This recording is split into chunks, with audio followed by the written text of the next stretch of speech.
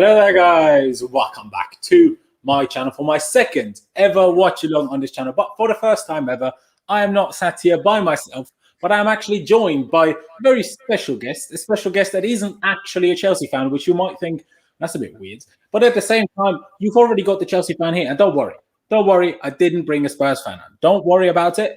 He's just a general football fan that doesn't support a specific club, but knows a lot about football, knows his tactics, and it's just going to be a very interesting guy to have on the channel. So if you fancy it, do check him out. It's EuroExpert on Twitter.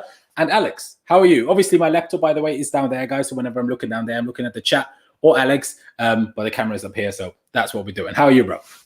That's a better intro than I could ever give myself. I am brilliant. Thank you very much. And yes, just a general football fan who also knows a lot about Tuchel. So, Laurenz, I'm going to be baiting you with some Tuchel things from his previous big games about how he's done good, how he's done a bit badly in the run up to this. Might run you emotionally, but hopefully it will lead for a good show. Exactly. And of course, ladies and gentlemen, if you are new here, if you're watching this right now, first of all, be sure to subscribe. That'd be brilliant. Smash the like button. And, of course, I've touched on this in the last couple of streams already. There is now a join function to become a member of this channel. So just click the join button underneath the video. Everything is explained there. Of course, you don't have to, but if you fancy it, that, of course, helps us out. We've even got a new microphone today, meaning that I can actually hear Alex without needing earphones because, my old mic was an aux mic. So then I couldn't hear anything. So thankfully, we've figured that issue out now. But yeah, what I want to put to you first and foremost, of course, thank you to everyone that is already here in the chat. Like Melinda here, she is a member. So if you want to become that as well, you get one of these fancy badges in the comments, and I will definitely read out all of your comments. We have a couple of thoughts here as well. I will get to the lineup in just a minute too. And everyone that's here, I'm just excited. I'm nervous. It's just this big game feeling. Of course, it's Thomas Tuchel's first big game in charge, really. And I guess the first thing we should probably touch on is the lineup. And Alex, my question to you first and foremost is: do you think this is a 3-4-3 or do you think this is a 3-4-1-2? I think it's a 3-4-3. It'll be something that Tuchel's done at PSG before in previous matches where he knew he absolutely at no cost did not want to lose.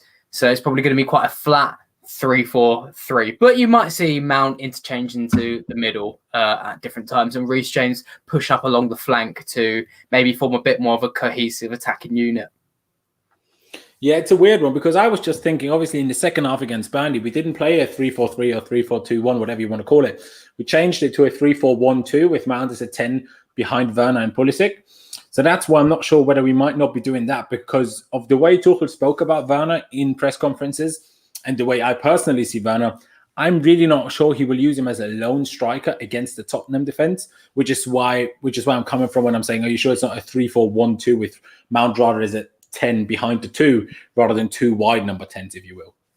Well, that's actually leads me pretty well into what I was going to tell you and your audience about Tuchel. So as you've pointed out, the Tuchel has said Werner is probably better in a front two, and that's just in general. Right? I think you'd agree, Laurenz, the fact when we've seen Werner alone up front or on the wing, not been pretty. So what Tuchel has tended to do at PSG, which is what I'm expecting today, is he's going to be very overly conservative in the first half of the match.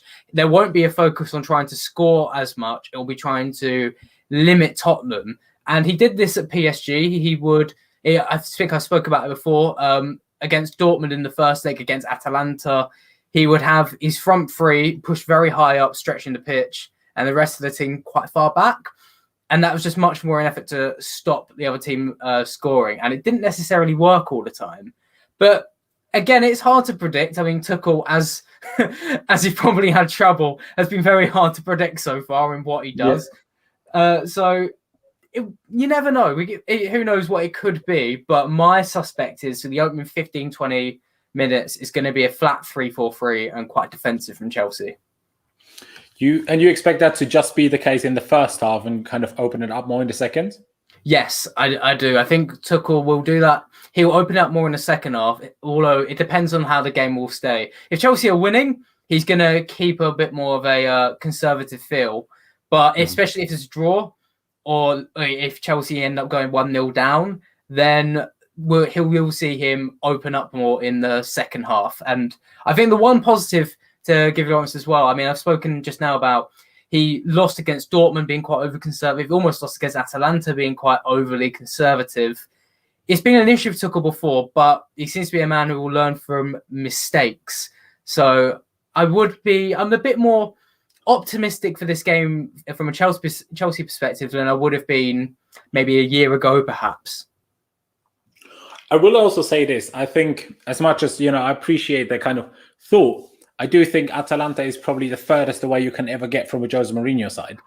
So, it doesn't really get more than that. So will he be cautious against Mourinho, who would just park the bus anyway, in my opinion? I'm just putting an earphone in because Thomas Tuchel is just about to give his interview, just to have an idea of what he's actually going to talk about. But, you're, of course, more than happy to share some more thoughts while I try to listen and then summarize the interview. Yeah, let's go for it. So, obviously, Laurenz has brought up about Tottenham there. And Jose Mourinho's side is, I think everyone knows what they're going to try and do tonight. They're going to try and sit back and counterattack as much as possible. We've seen Heung-min Son start up front, on the wing tonight with Carlos Vinicius up front. Haven't seen him start for a while for Tottenham, so it'll be interesting to see how he goes. As quite a tall player who's very good in the air, that suggests that Tottenham will look to lump some long balls up. I'm just going to look into the chat for now. So I saw some people say about Mason Mount on the wing, hoping that won't happen again. For the benefit of this game, I tend to agree with you guys. I don't really want to see Mount stuck on the wing. But as Laurenz rightly just pointed out, I think he will begin to come into the centre, I think. What else has the chat been saying? A little upset that players like Pulisic and Ziyech are not playing more. I'm sure that front three will get rotated a lot from Mohamed Azar. Yeah, that's spot on, I think. I think tonight Tuchel, bear in mind that he's literally just been 8 days in charge of Chelsea. Not long. So he's still probably relying on experience, like the Jorginho Kovacic pivot in midfield. That's quite a experienced setup there. I mean, so just to look at it from right now, I think it's going to be quite a slow starting game, but if one goal goes in, all hell could break loose, I think. Yeah, I would agree, bro. Just Tuchel is still speaking. I'll summarize it in just a second. There we are. So basically, he was obviously asked what just one change made from the Burnley game officially in terms of Reece James coming in for Tammy Abraham, asking the journalist or whoever asked whether this means a change in shape, and he just said a little bit. So you do expect a little bit of a different approach, I guess. How drastically will change in shape, I don't know. Probably more so the fact that the right wing back won't be quite as offensive as he was in the last two games. I guess that would probably be the biggest difference. One thing I will put to you though, and the only kind of question mark really for me in this lineup is the fact that when Timo Werner plays up front, whether he ends up being in the front two or whether he ends up being up front on his own, Reece James's biggest strength is the crossing, right? Mm-hmm. So the fact that when you play against a team that will probably sit back quite deep and will try to block the middle down as much as they possibly can, and you have the great cross on the right, but then your striker is Timo Werner, who is everything but good in the air. That's the only thing where I'm not sure. That's why I'm thinking maybe it is of a front two rather than a three, or a single one, whatever you want to call it. Because I don't know. We will use Reece James because the team are used to that, quite frankly. No week of training can change that. They will use him. And once he gets the ball on that side, he will cross the ball. Yeah, he can use low crosses to try and make it a bit easier for Timo, but eventually he will have to start putting some high crosses in as well. And that's why I'm not 100% sure about this Timo on his own up front rather than a Giroud.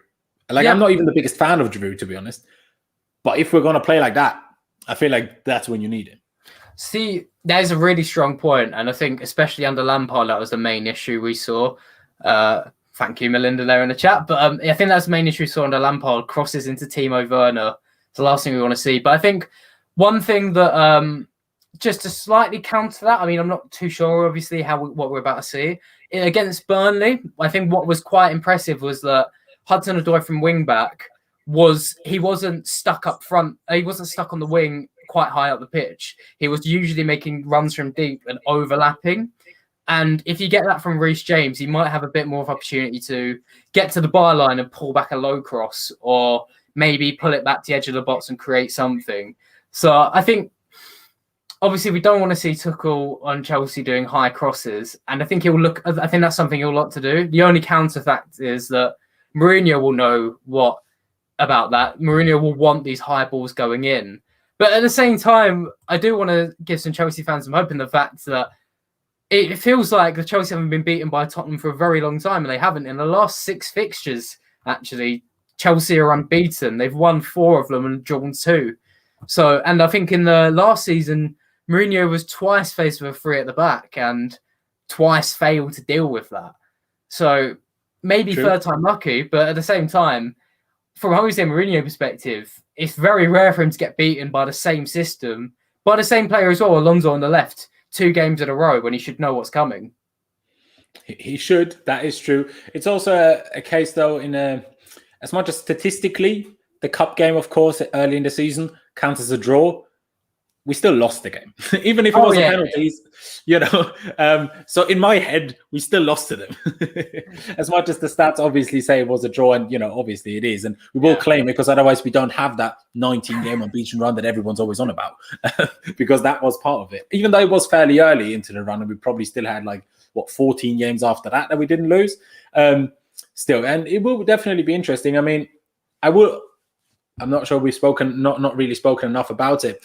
I'm of the belief that a 4-2-2-2 is long-term the best system that we have the players for. And I think that Thomas Tuchel came in and decided to play a certain way to shore it up a bit at the back, give the front 5, if you will, a bit more freedom to just do what they want until he gets the counter press as perfect as he wants it to be, until he gets the rest of the tactics as perfect as he wants them to be. Because I think eventually, with the exception of a few games, of course, I think he will prefer to play with a back 4. You could, of course, correct me if I'm incorrect, right? No, you're spot on so far. So I do want to see that, and I just think today it just made sense. I also think if Alonso didn't score against Burnley, I'm not sure he actually starts again today, which is interesting. But I think we all knew that Alonso would score against Burnley. I also have a feeling he will score again today, bloody hopefully. So, that is that. It's also interesting to point out that Timo Werner has scored in every appearance at White Hart Lane, or at Tottenham. I'm not sure if some of them or one of them might have been at Wembley, but regardless, at Tottenham, he scored every time he played there. So, that's, I guess, a good omen. But unlike in the cup, I would rather him score and we actually win, because if he scores and we lose, I honestly don't care. And you touched on, we haven't lost to them in a while, and that's true. I've been actually part of some of those games. I was at the game at Stamford Bridge last season, with, of course, the Giroud goal and the Alonso goal that you touched on earlier. And I was also at the League Cup semi-final when we beat them on penalties, which was a brilliant day out. What was I? 3rd row behind the goal that penalties were taken towards. I had a great old time. Eric Dyer, you're something that we can't say on YouTube. But I'm just excited for the game. And I want to get that point across as well. Again, ladies and gentlemen, if you've only just tuned in, Alex is a football fan, but not specifically a Chelsea fan. But he knows a lot about Tuchel. He knows a lot about football, especially European football, full stop. So he gives us a slightly bit of a different insight because, of course, I will give you the Chelsea perspective as it is anyway. And that's where I want to see what's the kind of vibe that you get from this game ahead of it. That's a good point. First of all, that's some top quality analysis. So anyone who hasn't subscribe for more of that. The vibe I get from this game, I tell you what, you've mentioned rightly there that I'm more of a football fan, don't really have any emotional allegiance to any team, or at least not strong enough to say I'm a dedicated fan like yourself or anything like that. Tell you what, the last time I felt a very strong emotion was against Tottenham, and it wasn't necessarily for Chelsea, but I'm sure you remember the Battle of the Bridge. I'm sure those 3 words will invoke many feelings. I've never been disgusted more by a team than Tottenham, and I think ever since then the game's always been very, very bad tempered. So I think that's one thing. Even we were speaking before, please do not want another Wolves 0-0 game for a watch along. That will be very painful. I think even if it's 0-0, even there's 2 chances in the game, we're going to get quite a ferocious clash, especially with some players on the pitch. I mean, Marcus Alonso isn't exactly one of the most calmest players. Hudson-Odoi is very passionate about Chelsea, and Mason Mount, of course, leaves his heart on the pitch, I think Tuchel said recently. And of course, Tottenham, Mourinho, again, said he wants his team to be a word we can't say on YouTube. So I'm quite looking forward to it in that sense. It should be entertaining, whatever the scoreline is. Yeah, no, I completely agree. I completely agree. Amit, by the way, first of all, shout out to you. Been a long time, very long time. But the Matic banger, probably the best goal I can remember we've scored against Tottenham. Even the games I didn't see, even the games I can't remember, I can't really see that we've ever scored a better goal than that, because that's probably one of the most outrageous goals I've ever seen. It's the one that went right into the corner, isn't it? And just bent. Yeah. It's like the underside of the bar and then the side of the post and then goes in from like 30 yards out. Honestly, ridiculous. And, the whole meme of Zouma going like hand on his head and whatever. Like, it's crazy. It's honestly a crazy goal. But yeah, no, that is obviously, the Battle of the Bridge certainly, let's say, reignited a rivalry that has always been there, but because that's kind of the start of when Spurs started to close the gap towards making themselves part of the top six. That's kind of when that whole process started, because obviously a few years ago, it wasn't a top six. It was a top four. Before that, it was arguably a top three. And that was kind of the start of them getting into that range. Of course, they were trying to win the Premier League. People always say, we are why Tottenham didn't. Not really true. They were still, like 6 points behind Leicester at that point. Otherwise, they wouldn't have won it with that much, time to go, that many games to go, I guess. But still, at the end of the day, it was a big game. It was a nasty game, and it's been nasty since then. There's been a couple of occasions recently as well, whether it's that little bust-up that Dele Alli and Mateo Kovacic have had. And you touched on a fair few players, whether it's Mason Mount. Marcus Alonso hopefully doesn't get sent off like he did against Bayern Munich in the first leg of the Champions League. Don't want that. But also Reece James, I would love any of the Spurs players to try and fight Reece James. That would just be funny if they bounce off him. Just in general, I just hope to see that, really. We also say shout out to James, by the way, another member. So, ladies and gentlemen, if you want to have a little badge as well, do become a member. And if you want to just support the channel or whatever, you can also use the super chat function, because especially when a game is going on, we won't get to every single message in the chat. So, we have to do what we have to do. And James did say today we make the wheels on Jose's bus go round and round. Yeah, hopefully we drive it all the way to bloody Emirates and, have an empty goal to put like 10 goals in. How about another 9-0 on the same match day? Wouldn't that be fun? By the way, I mean, just the context of the listeners, obviously, Lawrence's video is a little behind mine. I'm currently seeing the Chelsea lineups. Where's yours at?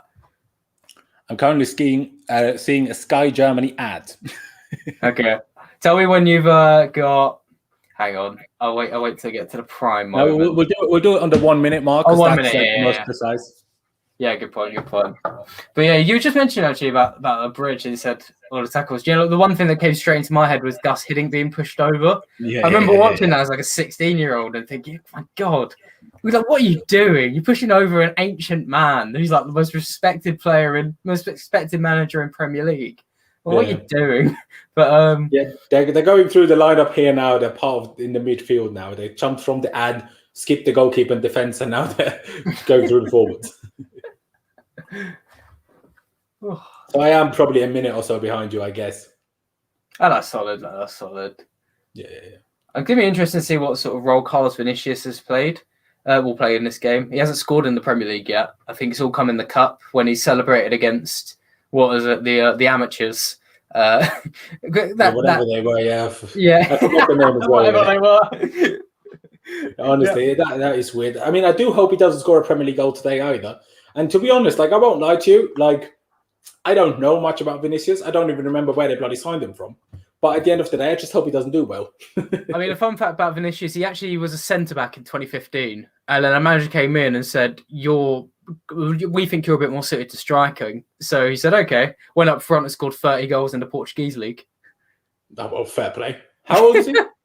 I think he's 27 years old. It's like into his prime. So this happened while he was already a professional centre-back? Oh, yeah. No, this happened in his early 20s. He was a centre-back in his early 20s and he got moved into a striking position.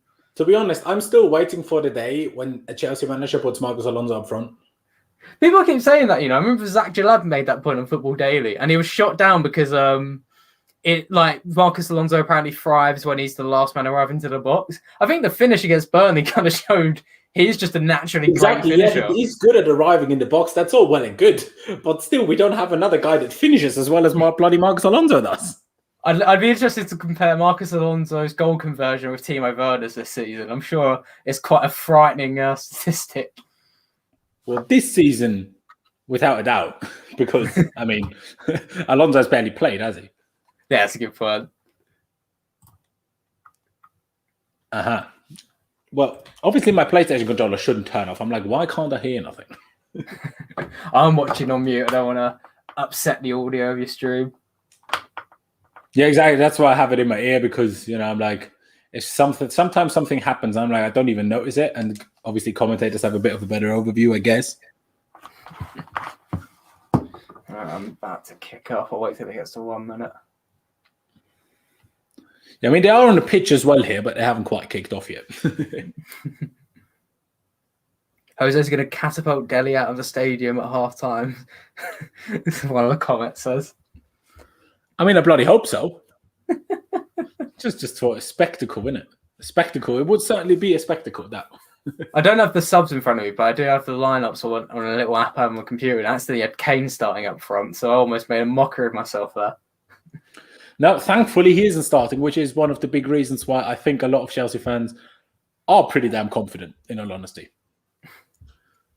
So, kickoff for me is right now. Yeah. Oh, you're about 10 seconds behind me, basically, I think. Okay.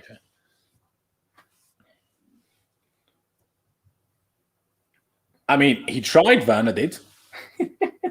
He tried. Didn't actually come too far away, to be fair to him. Let's just hope that's not the closest he comes today.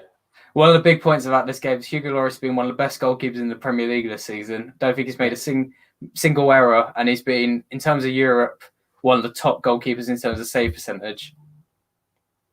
Yeah. But that is true, and a lot of people undercredit Hugo Lloris. Obviously, even though when France won the World Cup, he obviously made that absolute howler even in the final. So that's kind of where a lot of the laughs came from, I guess. And he has a mistake in him every now and again, I guess, but it's still a tough one. I'm at like 53, 4, 5, 6, 7, 8, 9, 1 minute. Boom. There we go. Lovely. So, I mean, how about we just score from that free kick? I think that would be a great idea, personally, if we could just score from that free kick. And by the way, ladies and gentlemen, if you're watching this right now, please be sure to subscribe. Check out Alex in the description, his Twitter. And yeah, let's hope Chelsea bloody get the win. If you're a Spurs fan, don't know what you're doing here. Kind of appreciate it, but kind of don't. But before you leave, subscribe and, smash the like button and that. See how Chelsea do from a free kick. Obviously, Chelsea set piece managers not been fired or released with Frank Lampard. Tuchel's kept him on. Although without Zouma, we're only not even half the threat from set pieces as we are with him. So easily headed out there. I guess Reece James, you could say maybe he won't try to cross the ball to Werner. Maybe he'll just try to cross the ball to Alonso at the far post. Yeah, we're about to see what sort of runs he makes. If he's going to... Under Lampard, he kind of stationed on the corner of the box, so he's making static balls in. You kind of want him making more runs in behind. Ooh, that's a nasty tackle, Oof. Let's have a look again. It'll be a yellow card, Max. If it's a little higher... It won't be a red. But I don't think, because it's so early, he won't give him a yellow. Yeah, a little higher, though. Could have had whoever got sent off against McTominay. Yeah, that little Swiss kid, yeah.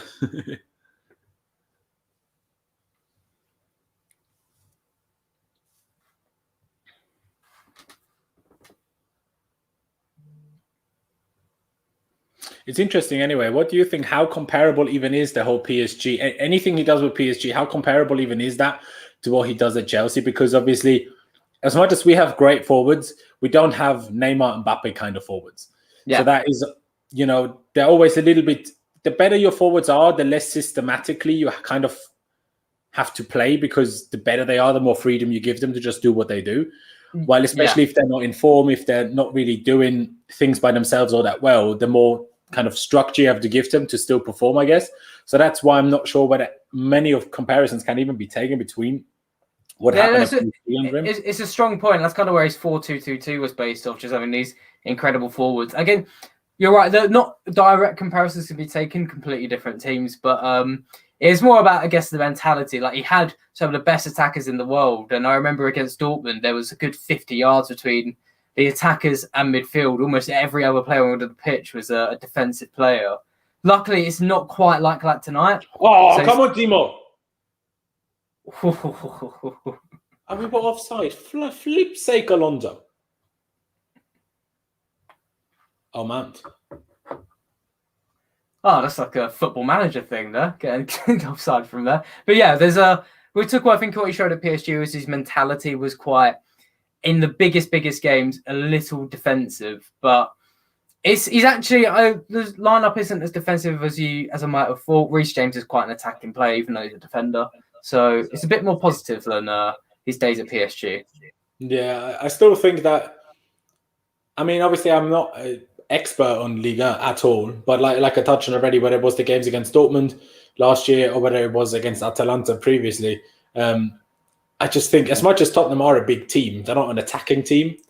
So, realistically, the game probably won't be that dissimilar from playing Wolves. Yeah. Just they're obviously better at counter-attacking. It's going to be both teams knowing exactly what each other want to do. Us knowing that Tottenham want to sit back, and Tottenham knowing Chelsea want to come forward and create, and here they come forward now. See, that's why I don't like Alonso just existing. Son. Tell you what, I'm slightly leaning towards Tottenham tonight because I've got Jorginho and Son in my fantasy team. I mean, then again, I've got Werner up front. No. Can't have that. 4-4 draw between the pair of them, scoring every goal, and that'll do me a solid. No. Go 4-3. Do you know what I mean? But if you put Spurs players in your team, you can't ever expect anything of a 4-4. Yeah, it's a good point. It's going to be a 1-0. Unless you're playing Southampton. Yeah, I always thought in Fantasy League they should also do managers. Just why not? Yeah, that'd be fun. I don't really know how you'd score them, but figure it out. Ed Dude has said his stream kicked off 5 minutes ago. We're sorry if we spoil it for you. So the best idea I have for that, once it is the 10-minute mark in for us 4 minutes, I will just talk it down to when we have 10 minutes, and then you can just pause it there and wait until your stream hits it, press play again, and then we're kind of intersynced for you, even though we're not actually live anymore, if that makes sense. So I feel like that will be a simple solution to your issue. That's a very good interaction there. You don't get that on the big channels, helping the little guy out on his stream. There you go. Now, I'm not saying we'll pause it, but he just pauses it. Yeah, still. It's nice to point it out to him. Exactly. What do you make of the fact that Kante isn't starting again? Do you think that is simply because Jorginho and Kovacic were so good in the last game? It must be, yeah. It must be Tuchel trying to build some form because he's already talked up Conte and he did want him at PSG. I remember the rumours at the time. It was Conte first, then Idrissa Gueye. So he might... obviously everyone knows Idrissa Gueye is just a poor man's Kante. Yes, yeah. Yeah, he did turn into a very good player under Tuchel, but it must be a combination of building form for Kovacic and Jorginho and maybe still protecting Conte. I guess we don't know how his injury is. Yeah. But the fact he's been in training for over a week now. Yeah, it's a good point. Oh, who was that? I swear Aspie should get on the end of that. Well, this is look at you, Alonso. What has he done for kind of pace training? Well, now he's mugged it right off. Come Tottenham. Please do something. Oh, there you go, Callum. Big. That's a defensive worker that was talked up about against Wolves. Hudson-Odoi chasing back and making the vital tackle. See, that's what I want to see. If he does that kind of thing, the guy becomes undroppable at some point. Obviously, when he was younger, and there was certain talks about him, he's just too good and doesn't try hard enough and whatever else. Didn't look like that there. Didn't look like that against Wolves. Oh, absolutely not. No. I think when Hudson-Odoi looks like he's not trying hard enough, it's been when he's instructed to stay forward. I think his ideal position is the Hazard position. I mean, it's isn't it 2 goals now against Bayern Munich and Arsenal where he scored an absolute belter from the left and it got disallowed both times? Yeah. And that's the only thing. As much as I loved him as a right wing back, the one big improvement that Callum Hudson-Odoi still needs to make is improving his weak foot. And it's not even that it's bad. It's the fact that he needs to learn to trust it, because when he's on the right, he never goes onto his left foot to cut inside. He did for the Aspie goal, but that he never actually wanted to shoot. His plan was always to come inside, to cover the defenders, and then open up a bit of space behind him. He doesn't trust his left foot to cut inside to really go for goal. Even though he scored goals with his left, that was when he had to, not when he chose to. Yeah. And that is definitely something he still needs to work on. But I mean, the kid is 20, right? So plenty of time to go. I'm just saying, if there is the biggest weakness, in my opinion, in his game, is definitely that. Yes. And I think with Hudson-Odoi under Tuchel, he's under a manager that will be the one to help him do that. Here we go. Reece James on the right now. Reece James is actually playing a lot higher up. He's quite alongside Hudson-Odoi at the moment. Yeah, I mean, realistically, at least the last 2 games, our formation hasn't been a 3-4 anything. Our formation has been a 3-2-5. Yeah, pretty much. Yeah, it's been very fluid though, which I've quite liked. Yeah, but also so far now. First of all, it does look a bit like Werner and Callum are kind of a 2, and Mount is behind them. At least in the press, right? At least in the press right now. But all of them 3 have been very, very interchanging. Yes. I think. Let me just quickly, guys. Let me just get my charger, because without the charger, it turns off, even though it's fully charged. But after 10 minutes, it just shuts off. I mean, I can still hear you, Alex. Don't worry.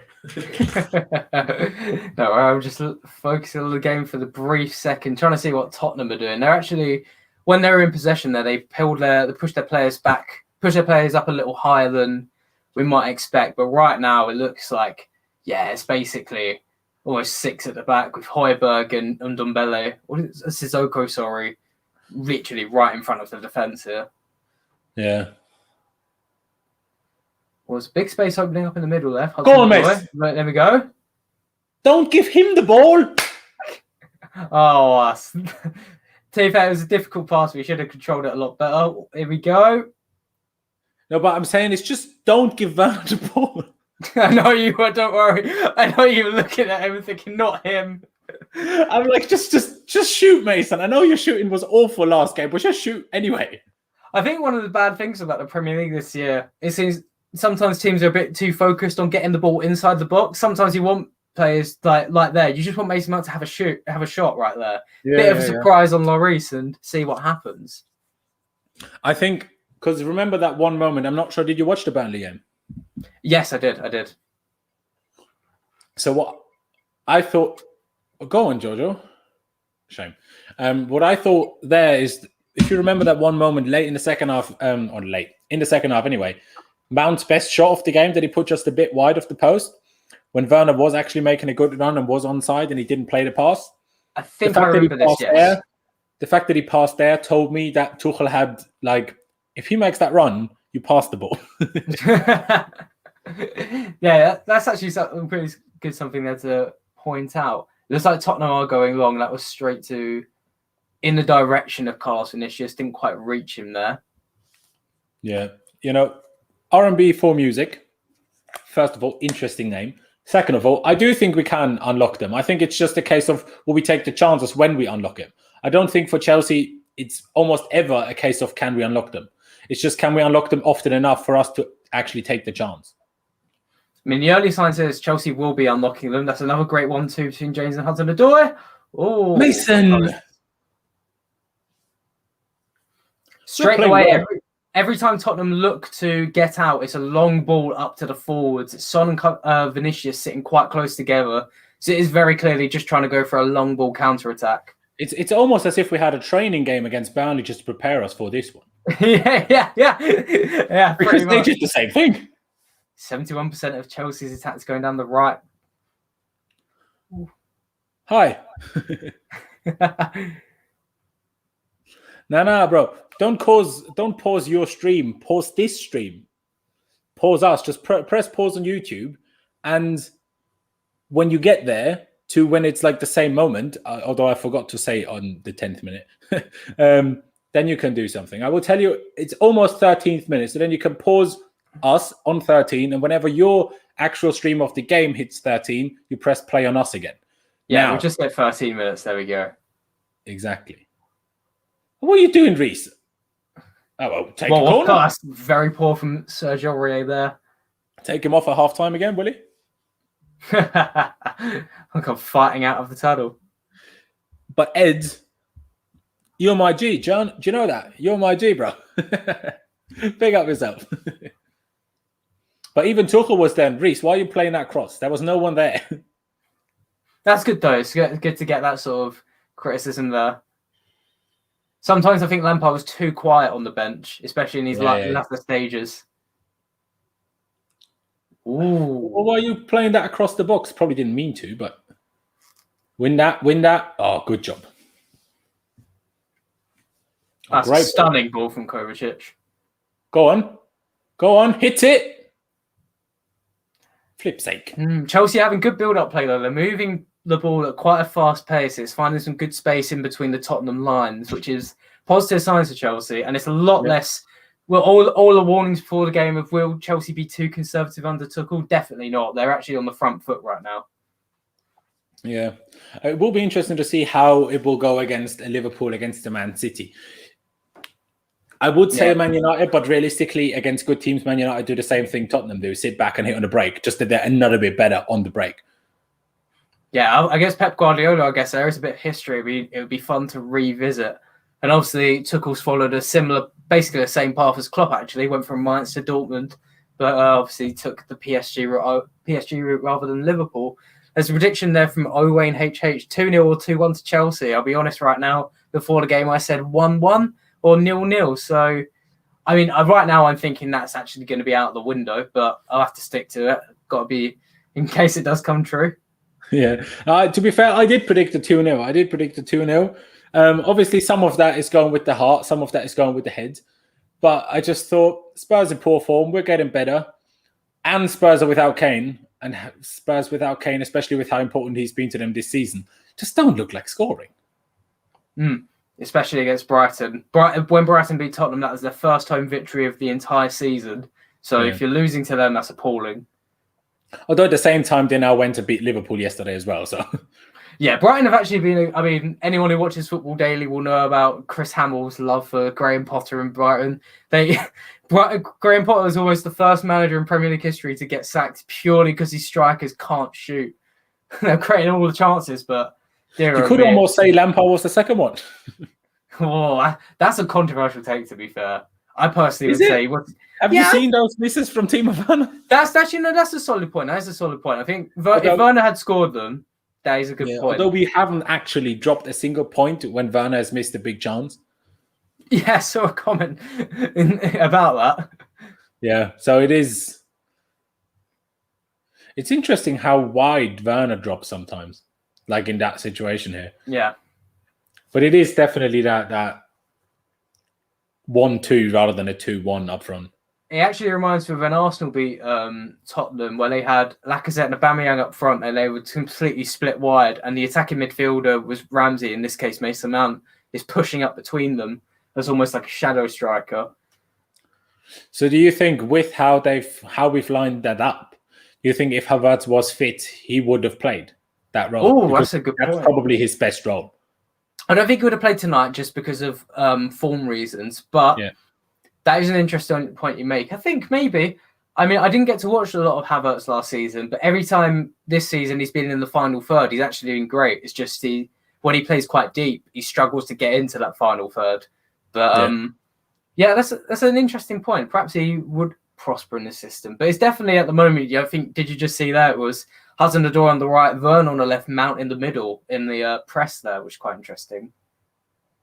That always surprises me. Like, how do these people break a ball with the easiest of passes? I don't understand. And these balls that cost about 50 quid as well. I don't understand that they're popping like that. Or more. I swear they're like 100 quid in like Sports Direct or whatever. Yeah, sometimes, aren't they?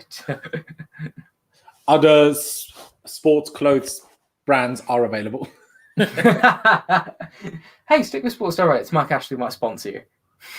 Yeah, I'd rather not. Someone said in the comments that any chance of Messi signing for us? I mean, there's always a chance, but... Exactly. Big up Messi. Why not? Well, I'm not sure if you heard this, Alex, but Roman Abramovich bought his girlfriend a 1.5 billion art collection. If he can spend that on an art collection for his girlfriend, he can buy us Messi. I did not know that. That's an outstanding fact there. I mean, what I was going to bring up, do you remember in 2015 when everyone was saying that Messi followed Chelsea on Instagram and he was going for a bit of kerfuffle with Barcelona? And the rumours were like actually... He followed us again last summer, you know? That's what he does every time he gets annoyed. I feel like when he's just bored and starts following other clubs just because why not? Starts following Pep Guardiola on Instagram. I personally think Messi will go to PSG next summer, but it remains to be seen. I think Barcelona will sack Koeman, and I think Messi will stay. Oh, I wouldn't rule that out either. I think it's 50-50 whether he leaves or not. Although, having watched a few of the Barca games, well, I say few, last night's game, and, you know, the highlights, this team very together right now, more together than I've seen them in a long time. But I don't like that counter-attacking moment here at all, especially when Jorginho is the one closest to the attacker. Luckily, or they just play shit and it's fun. Chelsea getting their bodies back quite quickly, though. That's definitely some advice from Tuchel. We said whenever Tottenham get the ball, make sure midfielders and fullbacks come sprinting back, which is good to see, because I don't, from a Chelsea perspective, I wouldn't want to see Marcus Alonso doing his slow little evening stroll back towards the goal. To be fair, in that one moment, even though he kind of messed up the tackle then, he looked faster than I swear I've ever seen him run in my life. So, I'm not the biggest fan of Alonso, but I will give him credit for that. The fact that he didn't play football for 4 months and then managed to come in against Spurs and score a late goal, to have the fitness and sharpness to even do that after no game time for 4 months. The fact that so many managers and fans always talk about, he isn't match fit. Well, clearly Marcus Alonso showed us against Burnley that is a totally irrelevant thing other than after an injury. Yes, exactly. I just want to point out someone in the comments there. Ben Russell said he's going to PSG. That's a hot take from Ben. Ben's also been in the streams for GNA and over here. Ben actually does some really good analysis of Man United, some fun jokes when he doesn't nab them. So give him a follow on Twitter as well. Big up yourself, Ben. Big up yourself for that. And yeah, I mean, Di Maria did make a good hint about Messi joining PSG. So, you know. And Neymar's very openly said that he wants Messi to come to PSG, and Neymar is happy to stay right now, signing that contract. That's a good tackle. I just think it's funny that Di Maria says it, because if Messi comes, Di Maria will play a lot less. Yeah. I mean, it'll be interesting to see what Pochettino does with all of them. Yeah. Was weird anyway, the fact that how much did they lose by 3-2, 4-2, whatever last weekend? Yes, they lost to Lorient, one of the worst teams in Ligue 1, who actually have Trevor Chalobah at exactly. midfield. He's having a decent season with Chelsea fans. I was tweeting about him earlier. At time, he's doing as best he can in one of the worst teams in the league. Not quite on the Ethan Ampadu level we've seen recently, but he's doing okay. Someone, R&B4 Music, said that Werner's touch is shocking. I was thinking about this the other day, Laurenz. I don't know about you. Whenever you describe a player, Paul Werner's going through, not out for a throw. Whenever you describe a player, you'll say he's technically brilliant. And sometimes I think that's overused. Then I remember Timo Werner exists, and he's definitely not technically brilliant. He's technically awful. Yeah, no, he really is technically awful. And that is why, go on, Tuchel, make him train with more and more small balls, if that helps his first touch. I really liked that, actually. That was a fun exercise or something from Chelsea. But I also will say, I'm glad no one recorded that, because I don't even want to see Werner start with the small ball.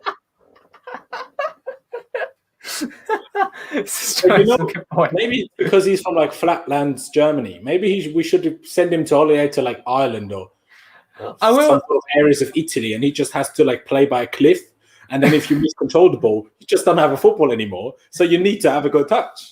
I will say, in Timo Werner's defense, I think his touch, it wasn't as great in the start of the season, but I mean, what the sources say behind the club is that they've watched Timo Werner's confidence disintegrate in the past few months, and I think his touch has been a part of that, especially the misses. So maybe when he's go for it, go on. If that is true, I just don't understand why he's playing. Yeah, that's a good point. Doesn't matter whether it's Lampard or Tuchel as a striker. I just don't get that. Then what would you do, and what would the comments do if you're? There we go. Can you not ball? That's a penalty. That's a penalty. There we go. We're about to get a good reaction. Werner misses that. I think, will Jorginho take? I don't want to see a Jorginho penalty. It has to be Werner. He's onside. You know what I mean? Bloody Aspie doing all of the things like it was Morata up top. That is absolutely terrible defending from Eric Dyer. The fact he's just lunged in there with his leg, taking him down. Let's have a look at this again. Yeah, it's not good enough. I mean, it is funny how footballers fall over. But yeah. Someone had the sniper effect. Jorginho is going to step up. Come on. This is either going to go perfectly or horribly wrong for Chelsea. Come on, Jojo.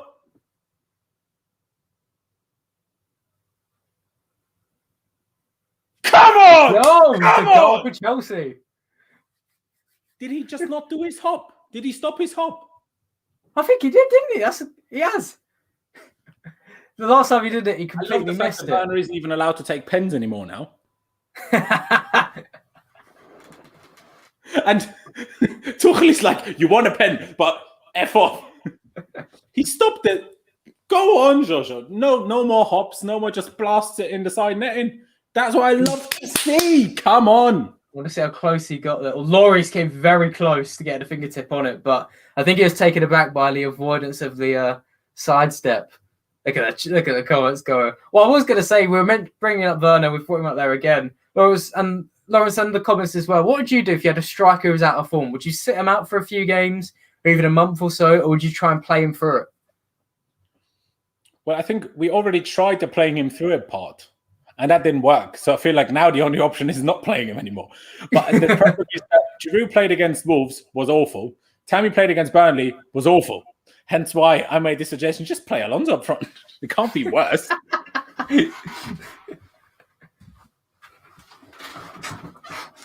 Stefan Williams does well. As much as I take the piss, right, Stefan? Yes. Big up to him for winning the penalty. I keep forgetting because my laptop's down here, but the camera is actually here. He did well to win the pen, although it just looks funny when footballers fall over. It's like there's some sniper like a mile away and just like hit him in the back of the head, and he's like, it's like playing Call of Duty or some shit. Ben Russell says Kane's injury ended Spurs season. I mean, it feels like it so far. I'm going to quickly get the heat maps up. I want to see how much Tottenham have got into Chelsea's half. Oh my goodness, they have not even touched it. I mean, I can't share my screen right now. Can I? Yes, I can, can't I? Do you mind if I share my screen, Laurenz? You can share your screen, unless you're sharing dodgy things. No. Here we go. Right. Yes, guys, I'm just creating a banner that will show you the scoreline. I did forget about that.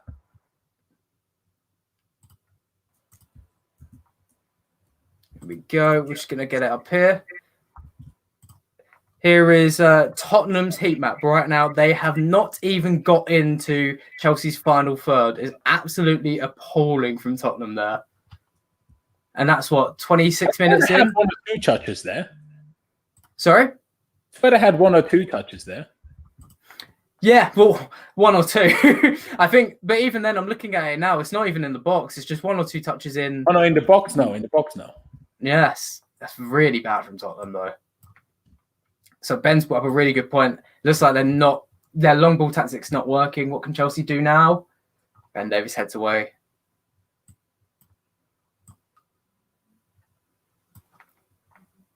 Well, that was a poor ball, Callum.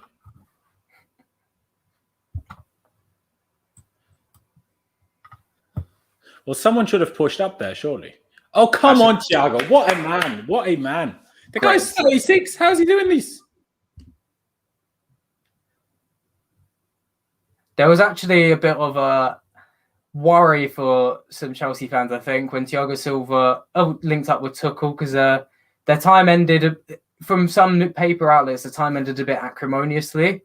And I think after the Istanbul Başakşehir time, Thiago Silva said something about Tuchel, but it seems they've very much reconciliated and got everything back on form, which is really good for Chelsea and Tuchel.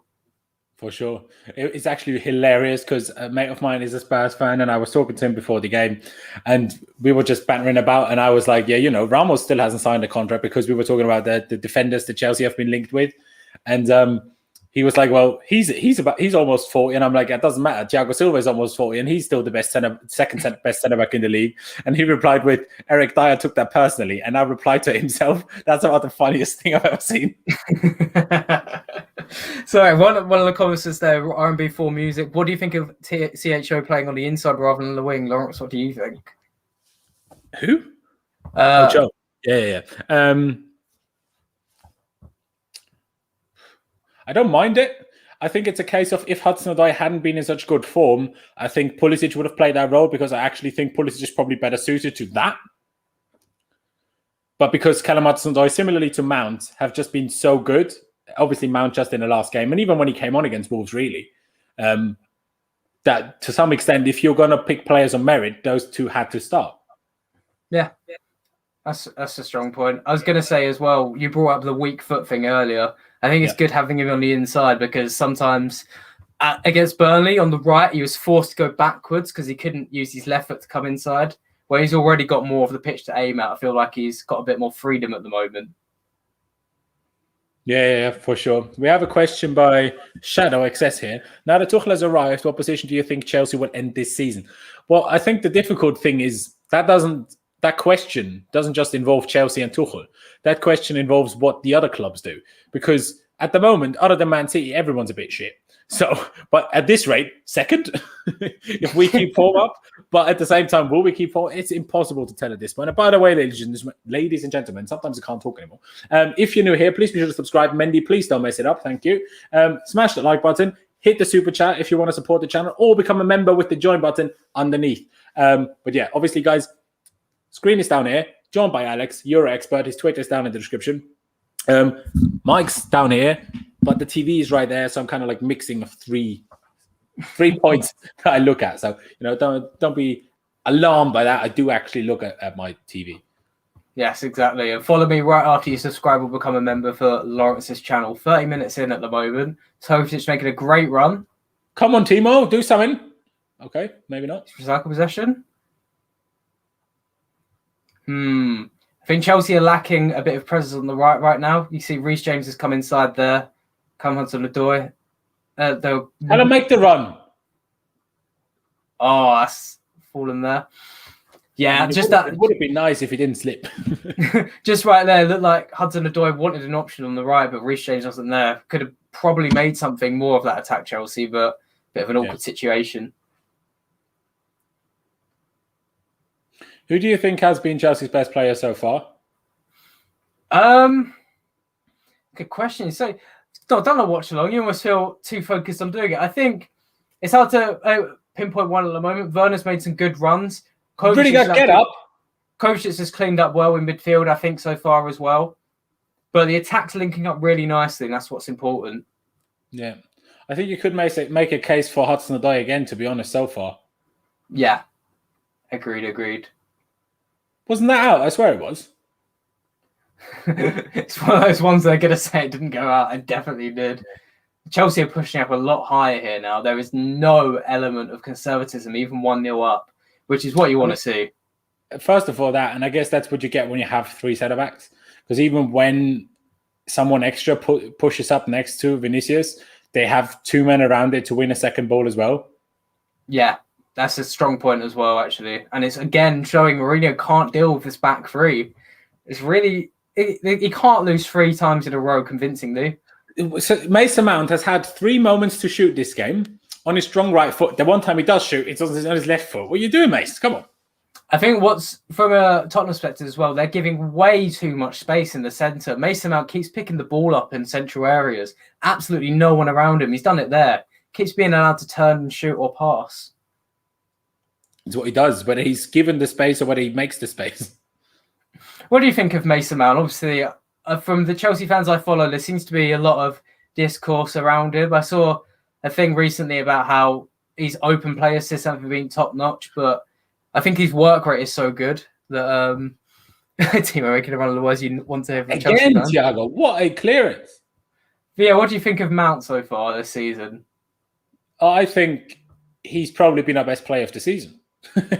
I know a lot of people are somewhat undecided on him. A lot of people have a bit of an agenda for him. And it's a similar situation to why some people didn't like Jorginho, because they just think the only reason they play is the manager. Is Thiago injured? Well, no, I don't want to see that. I don't want to see that at all. Let's have a look. He's clutching his bicep there. It might just be a bruise. Let's have a look. I mean, it does look like a hamstring, for the stretch. Possibly, yeah. Well, we don't need that. But why is he still on the floor lying if it's just his hamstring? It's hard to tell. He straight away went clutching his arm, but let's have a look. Maybe he can't really have dislocated his shoulder now, can he? The way he clutched it, yeah, that's an interesting point. The way he clutched his bicep, maybe he strained his shoulder, strained his arm. So I'm trying to work out now. On his front with his arms up then? Yeah, that's a good point. We needed a medical expert today. Oh, no, it is the leg. Yeah. Christensen is getting warmed up. This will be a big moment for him. Yeah. Lewis will be happy, but no one else will. I'm not. I know he's got a lot of weaknesses. I mean, look at him right now. His physicality. He's going to be one of the lightest players on the pitch. But in terms of passing the ball forward, one of the best centre-backs Chelsea have. But I think one of the big things is that he's one of the few players Chelsea Tuchel has not been able to give a chance to yet. You had Jorginho, Kovacic, Werner, Giroud, Abraham. We've had everyone come in apart from Christensen. Yeah. I mean, Christensen is coming on. I mean, Christensen's best position is probably the centre of a 3. So at least the system supports him in a sense, because in a 3, he has the physical nature. Well, I guess Aspi isn't physical, but he has the physical nature of at least Rudiger next to him. And doesn't have to deal with all that much by himself. But I guess that's what happens when you play a 36-year-old 3 games in a row. Well, I think every Chelsea centre-back's best position is a back 3 because they've got many people to save them when things go wrong. I just mean in the centre of the 3. I wouldn't play Christensen wide in the 3. That's fair.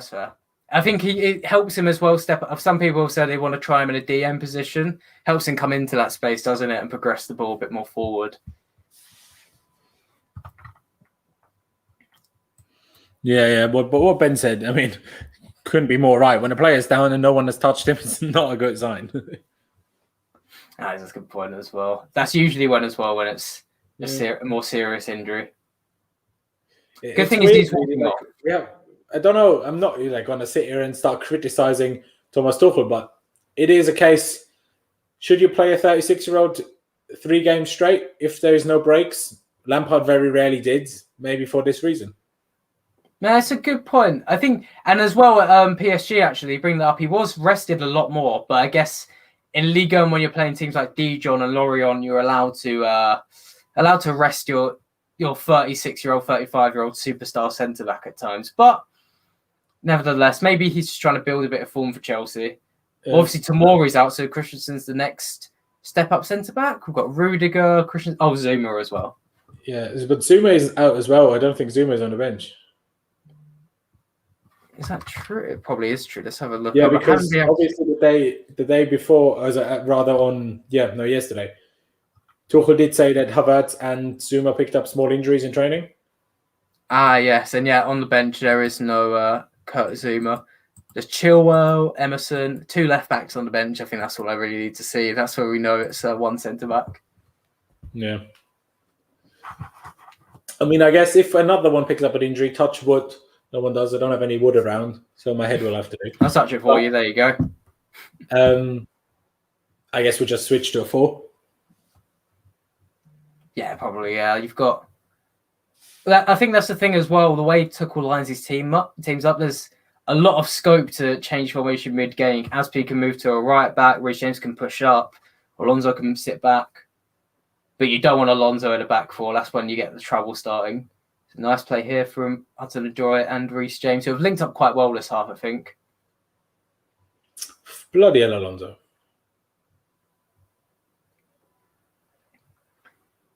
Again, though, there is a lot of space appearing in the middle for Tottenham. They were trying to press Chelsea out wide, I think, but in doing that, it's allowing Werner, Mount, and Hudson-Odoi. I think none of them are out-and-out strikers to drop deep and pick up the ball.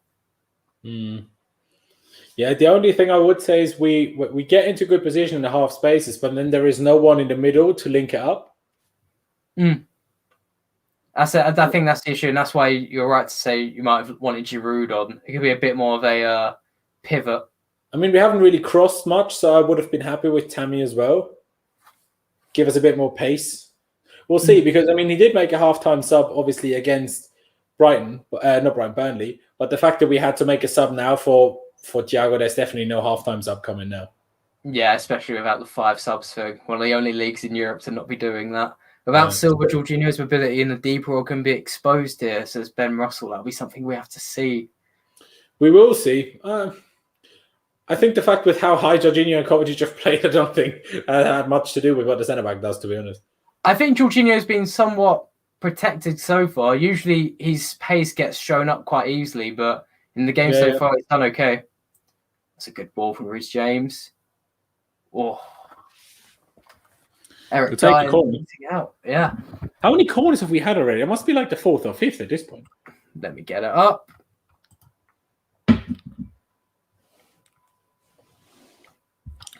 Because Zouma ain't on the bench, bro. Because Zouma ain't on the bench, and yeah, Red Pill. It's a tough one.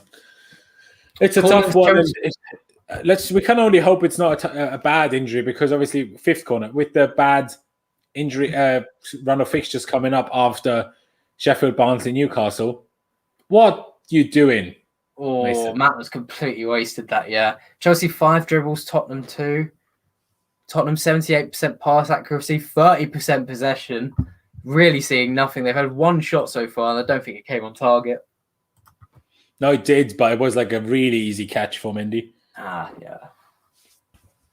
Tuchel fuming with Mount's cross there. Yeah. That's what he says when he said after the last 2 games, when he spoke about precision and decision-making in the final third.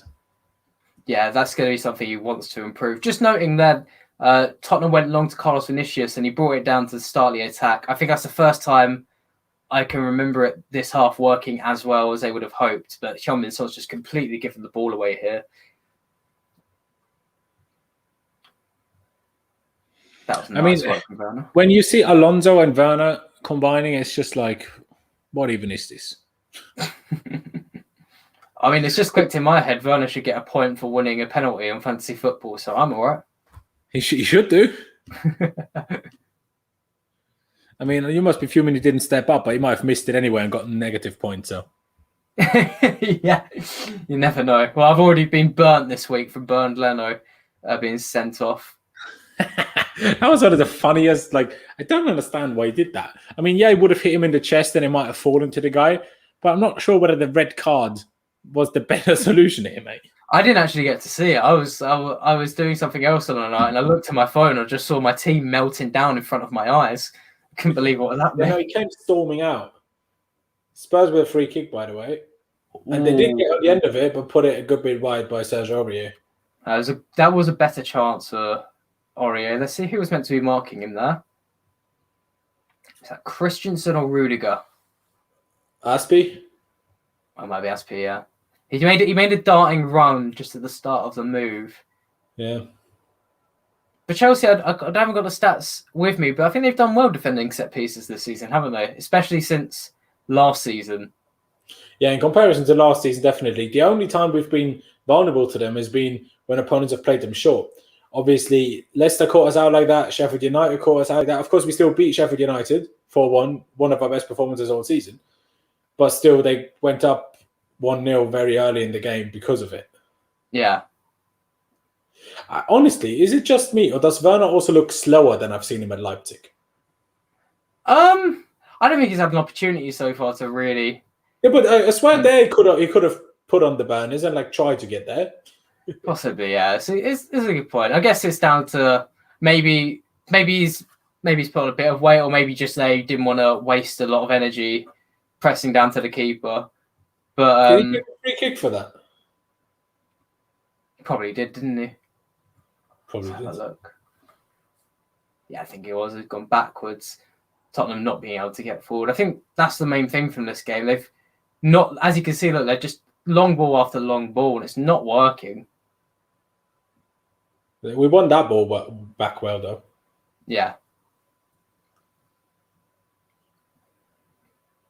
That was brave from Christensen, getting pressed from Vinicius, who's just fallen over. Especially his position in the squad.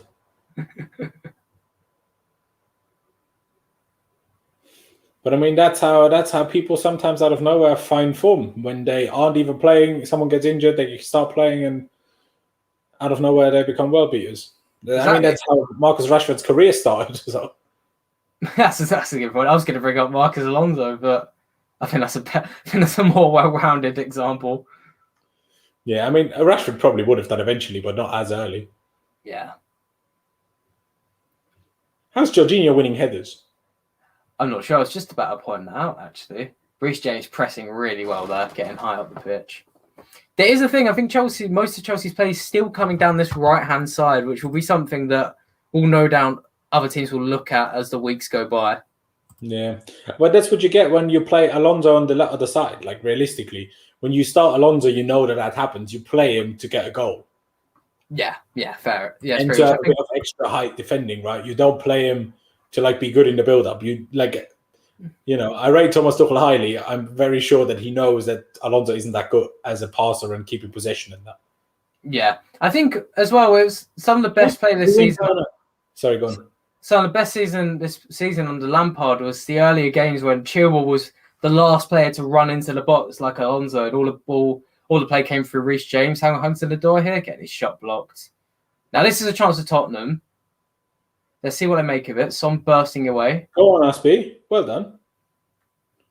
Alonso behind you. Careful. It's really telling that Chelsea are getting players back quicker than Tottenham are getting them forward.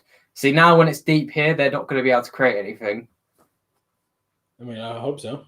Yeah, unless I jinx you.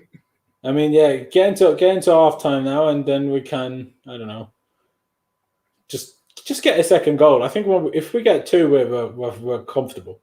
Yeah. So far, it's looking exactly like the other Tottenham-Chelsea matches, obviously besides the EFL Cup game. Yeah. It is interesting, though, that one game at the Bridge last season that we won with the 3. Late on in the game, Tottenham switched to the 3 themselves, and then they actually dominated us and obviously got that goal back for the 2-1 and had chances to get an equaliser as well. I mean, you brought up the point about Werner's pace there. He had the opportunity to maybe burst away from the defence, but chose to pass backwards. Maybe it's although that one I would put down to a lack of confidence in doing anything on his own. But again, it comes back to why is he playing then? Yeah, this is a good point. But hey, can't be too critical. He won the penalty, so yeah, and I think his runs this game have actually been really good. They've been helping. Yeah, calm down. Go on, brilliant play from Hudson Odoi.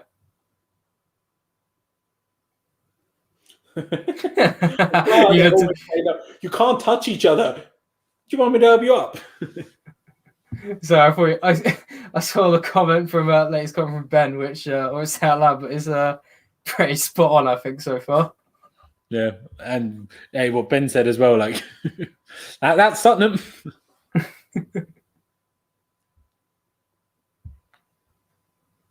Well, that explains my Zouma question. Yes, it does. How much you want to bet my words will come back to haunt me? I don't know what you said. Let's go 1-0. I don't know what you're talking about, but fair dues. Oh, you've just missed a cheeky backheel from Antonio Rudiger. No, I didn't make that up. Oh, it's a big chance there. Mason, oh, for flip's sake. Well done for hiding your swearing. I've played this game for a little while. That was a really good play again from Chelsea, and that's half time. Half time. I mean, a decent performance, I will say. Not still the same issues we always have. We don't really score from the things we create, and they needed a penalty. But at the end of the day, it's a big game. We need a win, and currently we're in the lead. Exactly. I'm just having a look at some of the stats so far. Chelsea had 67% possession, 6 shots, Tottenham's 2. And man of the match so far by statistical ratings would be Jorginho, of course. That's probably the goal. Yeah. Anything else, though? Dribbles about the same. Pass accuracy is down for Tottenham just because they've been pumping it long, but it's not going well at all, I think. From a Tottenham perspective, just to fill in before we go right into the Chelsea things, I think they've been appalling this half, and they've really missed Kane dropping deep and setting up attacks. Vinicius is about twice won a header and started a Tottenham attack. As much as Chelsea are doing well to keep the ball, Tottenham are making it really easy for them. Yeah. I mean, of course, there is always a couple of different ways to look at it. Saying maybe we're just making it really difficult for them, but Yeah. I mean, nearly 2-0. It is, I guess nearly, but I'm not sure how nearly we can. A couple of half chances. That Werner chance early in the half again, where he's mishit a first-time cross. Yeah, I mean, I reckon he just meant the last moment where Mason could probably have shot quicker and then got away. But yeah, that was for a Chelsea from the Chelsea fan. Then What exactly are your thoughts? Like how we played as well. Was it better than the last season's results, I think, or performances? No, frankly. No. I think both performances against Tottenham, both away, which was on the 22nd of December, so just before Christmas, and the one at home that I was at, probably slightly better. But you will have to put into context, especially when it's big rivalries, big derbies, fans being there and fans not being there does make a difference in the intensity in the game. So I do think that sways it a little bit. So, you're less hyped, you're less like pumped a little bit just because you don't hear the fans kicking off all every 2 seconds. It has been better than, the League Cup game. We actually were really, really good in the first half. Again, just didn't take our chances. And then were really, really bad in the second half. And, Spurs literally took us apart. Obviously, they only got 1 goal, but still. Was a tough one. Obviously, we had a couple of moments where we could have done better on the break, but better team in that second half was Spurs. And then in the league game, it was kind of like this, just we didn't score, and now we did. It was kind of all the same, quite frankly. Yeah, I get where you're coming from. What the comments saying. Herv saying missing some Red Pill, if this comes true, I will block you. I mean, I will no. Because obviously a draw away at Spurs is in general not the worst result in the world. But the fact what Chelsea really need is beating a top team, because we haven't done that this season. And I think for a confidence level in the team and also building momentum with obviously a next few more favourable games, obviously Sheffield United on Sunday, then we've got Barnsley in the FA Cup, and then we've got Newcastle before getting into a really tough run of Liverpool, Man United, Atletico Madrid twice. I think Everton is in there, Leeds is in there. Obviously, if the game against Leeds goes like last time, that is an easy game. But, so that's why I think we absolutely have to win today. So if it's down to me, just get a second goal as soon as you possibly can. And then I don't think Tottenham without Kane have enough to do much anyway. Yeah, this result would put Chelsea 6th, I believe, 2 points off of 5th place West Ham, and 4 points. So weird. 4 points off 4th place in Liverpool. So it'll be an important thing. I definitely think the momentum as well. Even if Chelsea lose all the games in that tough run, winning now will be vital for them. This will also see them going ahead of Tottenham, 3 points clear. Yeah, we are, of course, level right now. They're just ahead of us on goal difference by 1. What a fall from grace for Tottenham, though. For a large part of the season, they look like title contenders. They've completely fallen off. I mean, to be fair, we were top of the league on December 5th. And by the time Lampard got sacked, we were 9th. So, rings and roundabouts, as they say. The tables can turn. Especially, I mean, at that point, we were the highest scoring team in the Premier League. We were the least conceding team in the Premier League. And we were top of the league. Well, that's faded very quickly. It's pretty shocking how it all falls apart like that. Exactly. So clear to see that we're missing tactics earlier. We're really dominating the midfield, says Rohit. Werner for a brace. What are the odds? 60 to 1? 100 to 1? If you've got even £1, it's probably worth it. Definitely worth it. Might get on now. I might make myself some money. Exactly. Although, hey, if you've got that £1, might as well just put it in my super chat. So, but ladies and gentlemen, it is halftime. We will take a little break. Don't go anywhere. We'll come back. And if you're new here, by the way, subscribe, smash the like button, become a member with the join button below if you fancy it. But we'll just take a little break. Obviously, we can't exactly take a break during the game. So even though there's a few more people tuning in at halftime, we have to take a break at some point. So we will see you just before the game comes back. And yeah, guys, we will see you in just a second. Let me just get the thingy on the screen. And we'll be right back, guys.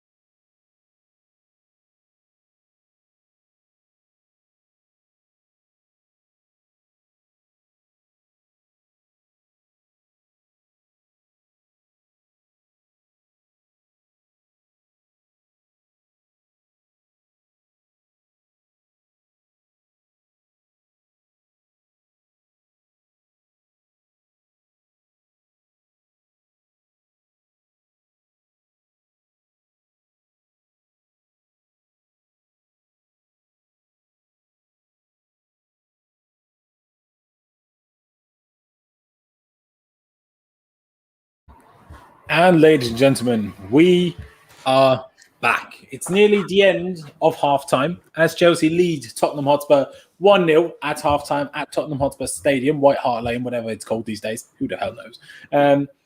But yeah, Alex, what did you make of the first half? First of all, do you expect any changes now? And I would like to know, how much do you think Thiago Silva's injury will hamper Tuchel's plans for whatever he would have wanted to do in the second half? Okay, first of all, everyone subscribe. Secondly, I think Chelsea have played very well this first half. I think that's been helped out by Tottenham underperforming without Harry Kane once again. In regards to Thiago Silva, obviously he came off injured. Well, I think he's going to see how Christensen fares in the opening 10, 15 minutes, see what sort of impact he has on the game. If it's clear he's a big, big step down from Thiago Silva, maybe we might see a defensive change happen. Maybe Callum Hudson-Odoi will come off, or Mason Mount might come off. It'll drop to a 5-man midfield, one in between Kovacic and Jorginho. But I think we'll have to see. Obviously, Christensen, again, this is his first appearance on the Tuchel. It's his time to prove himself, I think. Yeah, no, I couldn't agree more. It is time to prove himself. He has to. I was also thinking in terms of, if he wanted to make maybe an early change in the second half, he's probably a lot more reluctant to now, the fact that he only has 2 more subs available. So even if he wanted to bring a Tammy Abraham or an Olivier Giroud on, the fact that he now only has 2 more subs available, in my opinion, makes that a lot less likely to happen, at least soon. Good tackle by Kovacic already. Second half has just kicked off, ladies and gentlemen.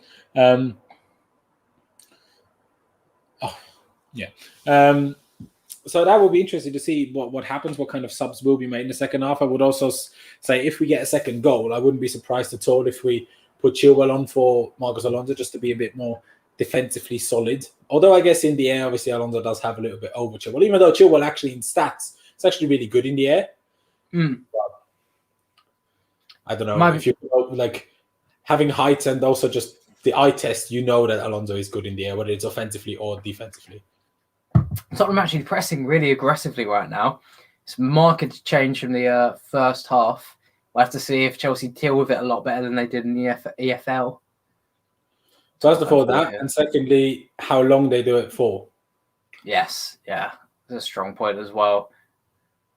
Tottenham this is the longest time Tottenham have had the ball in the Chelsea final third so far. For sure. He could have chested that back. Yeah.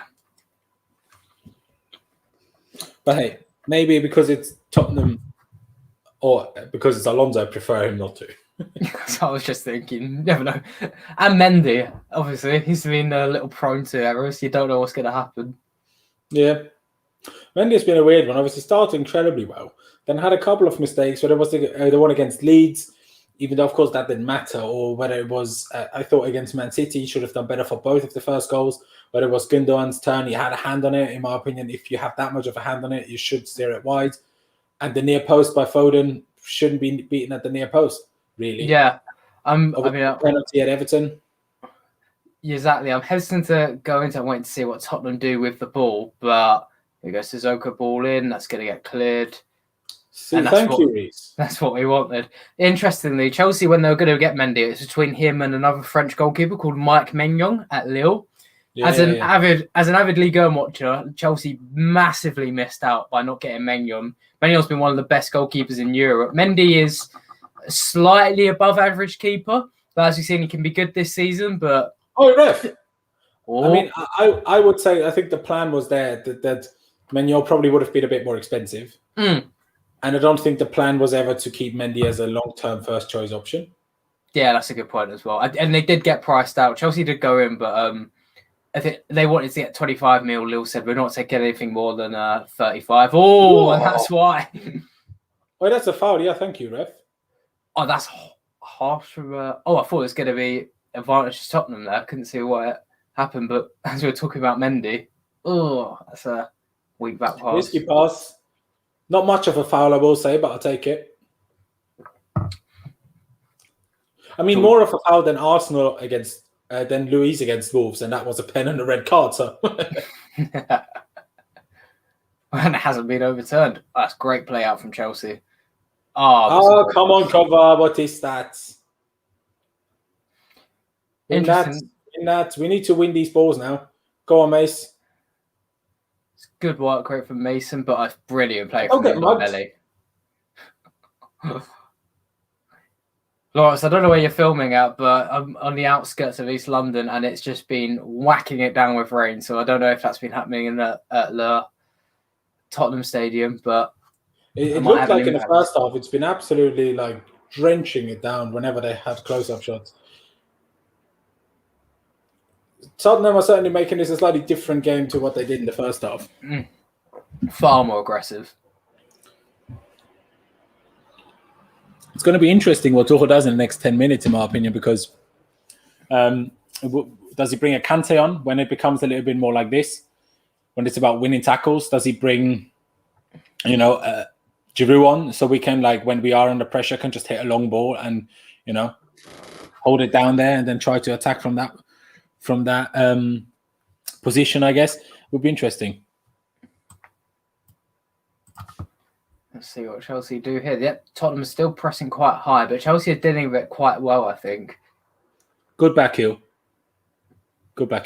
This is something we saw against Wolves. I was just going to mention, because Wolves at times, they became quite aggressive against Chelsea and Burnley, but having that back three allows Chelsea to pass along the back five or back three and easily escape pressure.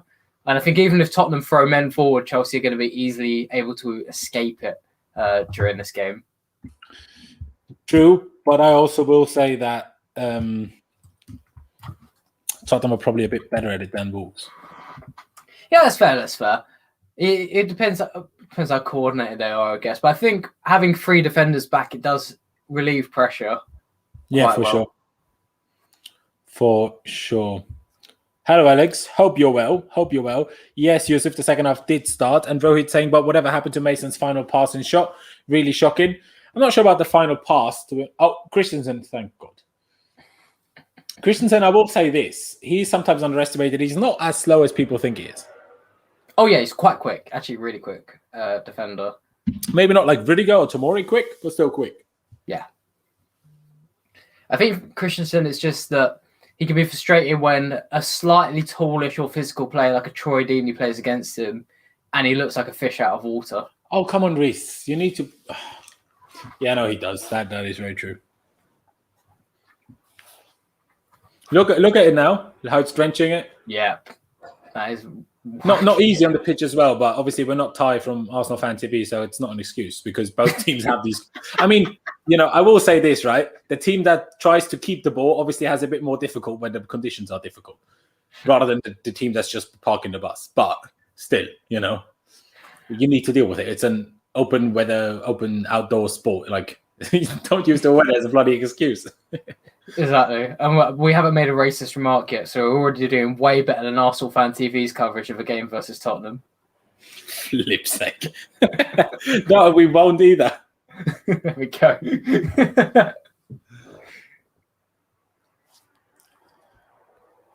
Alex, I've seen the water bottle. When is the merch coming out? Hey, here's you don't know about this joke. I love my drink. Not like alcohol, just my water bottle. And, Alex loves my water bottle. He once changed his tag to Laurenz water bottle. It's a bit of a thing. So I went the whole first half out drinking it water. I was gasping for air by the time. Yeah. I didn't know we were having a break. And inside I was like, No. We can't go 2 hours straight. Do you know what I mean? Need a little toilet break, water break, whatever.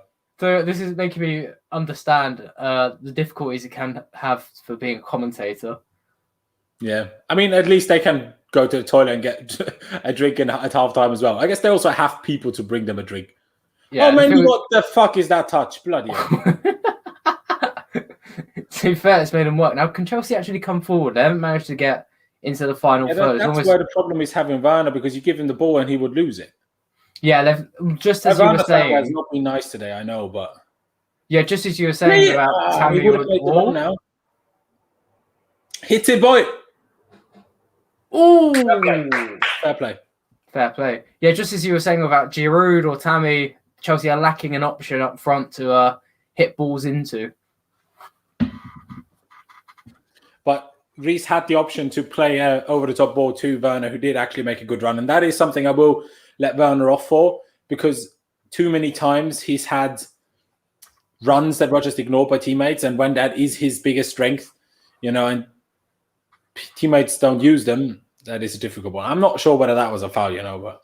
Yeah, I think Werner's definitely been frustrated with some teammates at times. I pointed out on the thing stream before how... fuck off. He didn't even touch you.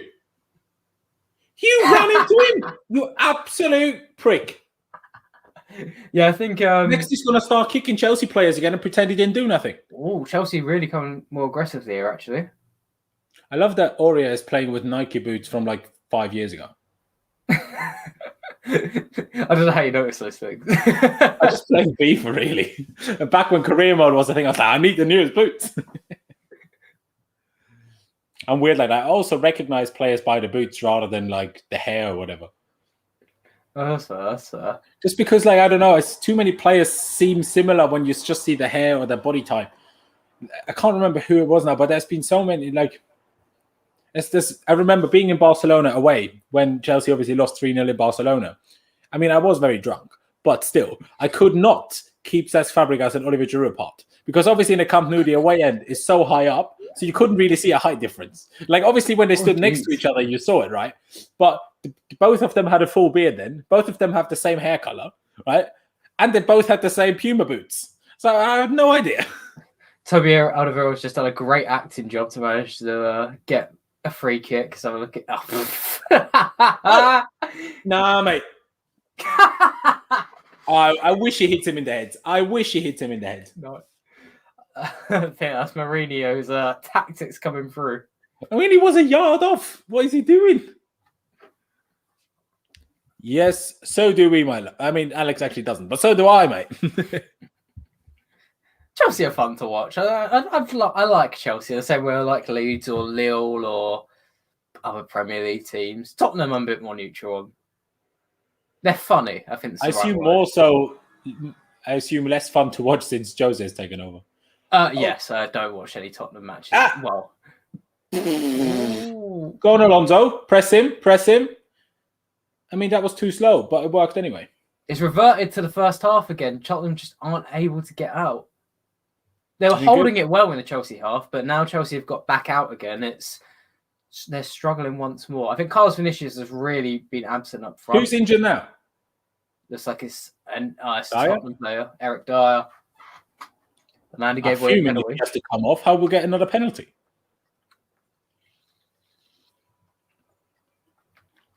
What's his issue? Does he need a toilet again? You know that, right? What happened in that League Cup game? What happened in that League Cup game against Chelsea for that Dyer needed a number 2 really badly. Oh. It's just coming. Yeah. That was honestly the funniest thing when just Jose was storming off, and I was like, "Is he just running off because he's so annoyed? Like, what's going on?" Yeah. And next thing you know, he's running back out with Dyer.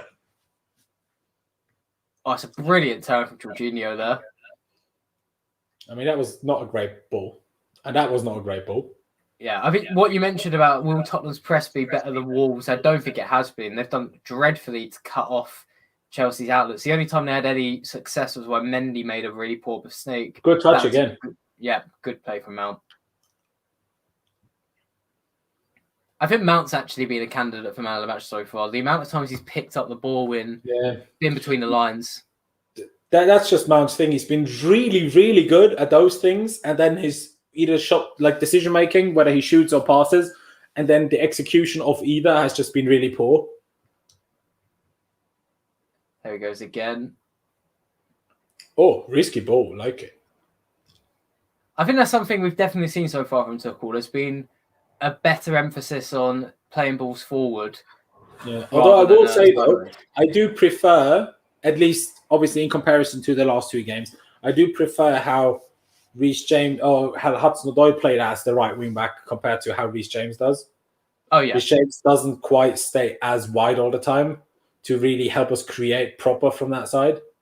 Yeah, James is coming quite centrally a lot of the time. I do think it's only a matter of time till Tuchel tries Reece James out as a centre midfielder. Obviously, I because hope he has so. played If there he before. sticks to a back three, I mean, otherwise he's definitely going to just be the right back. But This is a great chance for not Chelsea. just run. You're just unpassable to. Are you the man? Shoot! Buy yourself a left foot. It's so infuriating. He has to control everything with his right and then wait 2 steps until he can shoot with his right. If you had the left, control it with your left, shoot with your right, pitch back, boom, goal. And he never does it. Pisses me off. And then he wanted to toe poke it as well. It's a good tackle from Mourinho, but It is. But if he does one touch left, control, shoot right, it's a goal. Yeah, it's too much time taken as well. It shouldn't have given Tottenham that much time to get back. But he's done that all season, that he prefers to control with the outside of his right rather than with the left to shoot straight away. Yeah, something interesting to pick up there. I never noticed that, but when I watched it back there, he didn't touch it at all with his left.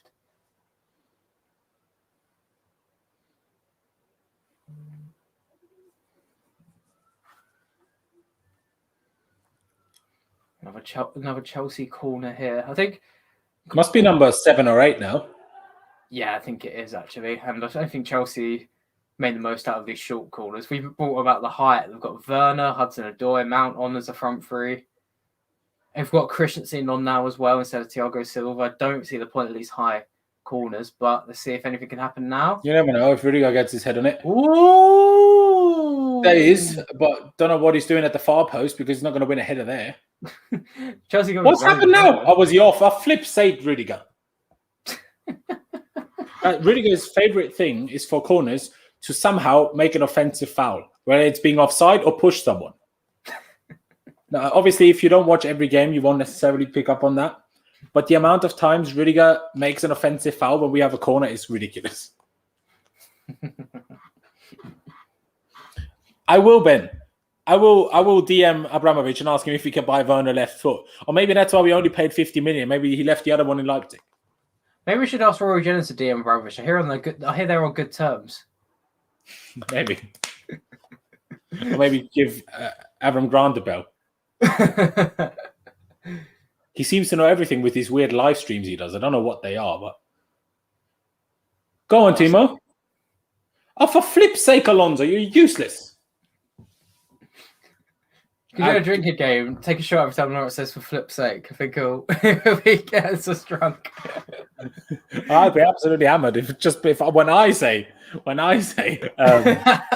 flip's sake. Exactly, Rudy Brody. Yeah, but at the same time, like, no, he's been okay today. It's just that offside was unnecessary. I think all the Chelsea players are benefiting from having a new manager in, as they do every single 2-year gap or 1-year gap. Yeah, they have a period where they're all quite competent, and then their issues begin to go. I mean, other than Werner so far, I haven't seen him benefit much. Yeah, true. Actually. And this is no slander. It's just like he hasn't played well since. Yeah, I think Werner's more of a separate issue. His confidence is so low. I think we'd be saying the same thing about Kai Havertz had he been playing a bit more. He's actually been taken out. Yeah, although I think Kai has been a bit better, and Kai has obviously had a few excuses, whether it's picking up a certain illness that obviously has had long-lasting effects with him. Yeah, just look at what Maximin, what's done to Maximin. He had a long COVID in September. And I was watching Newcastle the other night, and that's the first time I've seen him actually back to close to his best. He's been destroyed. And also, first of all, Kai is 3 years younger. That does make a difference. Yeah. And also, obviously, Timo Werner has experience at moving clubs. Even if it was within Germany, he had experience with it. For Kai Havertz, it was his first ever move of clubs, being 21, moving in this current worldwide global climate, right? Got a lot of language as well. Family coming over. I mean, I think the language for the Germans is probably fine because their English levels is usually good, right? Mm.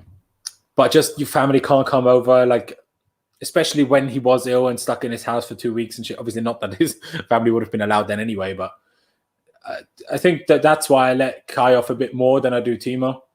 Yeah, so and also I think there is a lot more potential in Kai Havertz than there is in Timo Werner. Not that I'm saying Timo is a bad player, but just not. Obviously, people love the word generational, but for Kai Havertz, it's probably one of the very few people where that word actually applies. Yeah, Kai Havertz has definitely got that added pedigree where Werner's a bit more close to his finished article. Do you reckon he'll bring him on for Werner now? Possibly. That'd be an interesting mix-up. They'd be playing with no striker, really, would they? Yeah, and then probably later bring Giroud on for Callum. Oh, Alonso with his right. Better than Werner with any foot. I will say Werner has been making some good I'm actually runs. sorry, guys. I'm actually sorry, guys. I am a bit harsh on Werner. I don't know why. It's just that this is what happens when you have a watch-along. For a live review, I can compose myself and know what I'm talking about. For a watch-along, you get my live reactions, and this is what I think of Timo Werner every game. Other than the Southampton game. Yeah, I think Werner's been making some good runs. It's just, is it Hudson-Odoi coming off now? Yeah. It is indeed. He's played okay. I don't think he's had as much of the ball as he was in his first two games. Obviously it would be, especially if it goes bad, it would have been an outrageously aggressive decision. But to take Reece off and put Callum again out wide to the right, to the wing-back role. I feel like that would have happened if Chelsea were 0-0 or 1-0 down. Yeah, no, I'm just saying, but I still think it would have actually made us play better, not really. I get what you mean, yeah. But the risk, if it goes badly, you just look so dumb as a manager, he wouldn't do it. Yeah, as I touched on before the stream, before the game started, Tuchel was quite a conservative manager. Oh, good tackle, Christensen. Yeah, even though he can make some great free-flowing attacking football, I think we're going to see it now. Chelsea going to take their time on the ball. Hey, if we win, I don't care. Yeah, exactly. Oh, big chance here. No, Mason.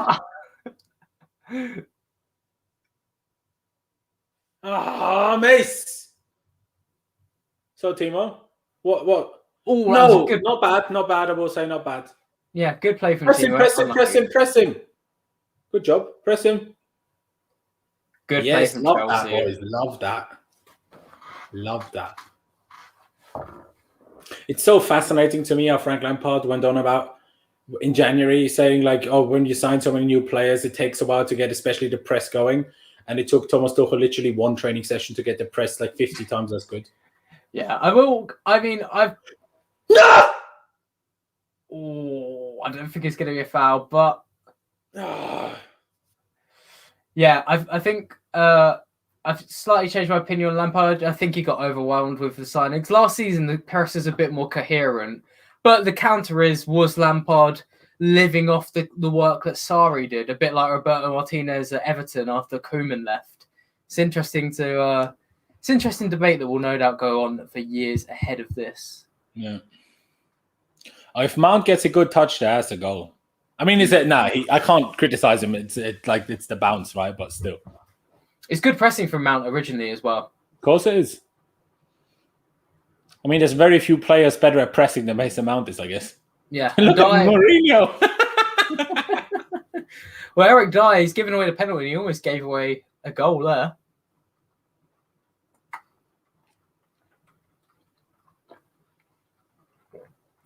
Edu says CHO has been invisible this game. I can understand that perspective because he hasn't done as much in front of goal, but he has been decent at picking up the ball. That wasn't his role today. Yeah, exactly. Rudiger, make up for that. Oh, good. Well done, Christensen. Good job. And that's well played from him to calmly play the ball out. Can Alonso keep it up? Tottenham leaving a lot of space between the defenders at the back. That could be exploited when you've got Pulisic and Werner up front. Interestingly, Werner has not played down the middle at all this game, has he? He's always been on the left. First it was Hudson-Odoi or Mount down the middle. Now it's Pulisic. That is interesting, yeah. I think it lends credence to the people who say Werner is a completely system striker. Like, how can you be a striker and not play down the middle, but not be a winger to play down the left? It's a bit odd. Timo now. Timo. No, you bottled it again. You're so shit. What are your runs? Take him off. Take him off right now. I don't care if we don't have any subs. There's no about me a game where Tuchel goes on about final third decisions. That is such a big chance here. And you got to feel sorry for stop his run. He made a good run and then he stopped it. I think he realised he wasn't getting the ball at that point because Alderweireld's come across. But I get what you mean. Yeah, he's stopped the run. I was going to mention earlier, I think Timo's been frustrated with teammates a lot this season. Remember against City, he was screaming at teammates to press when they weren't. So maybe he's starting to give up again. Who's that who came on there? It was Lucas and Lamela. Lucas and Lamela. Type that in. What long bloody hell? Stressing me there. Bloody hell.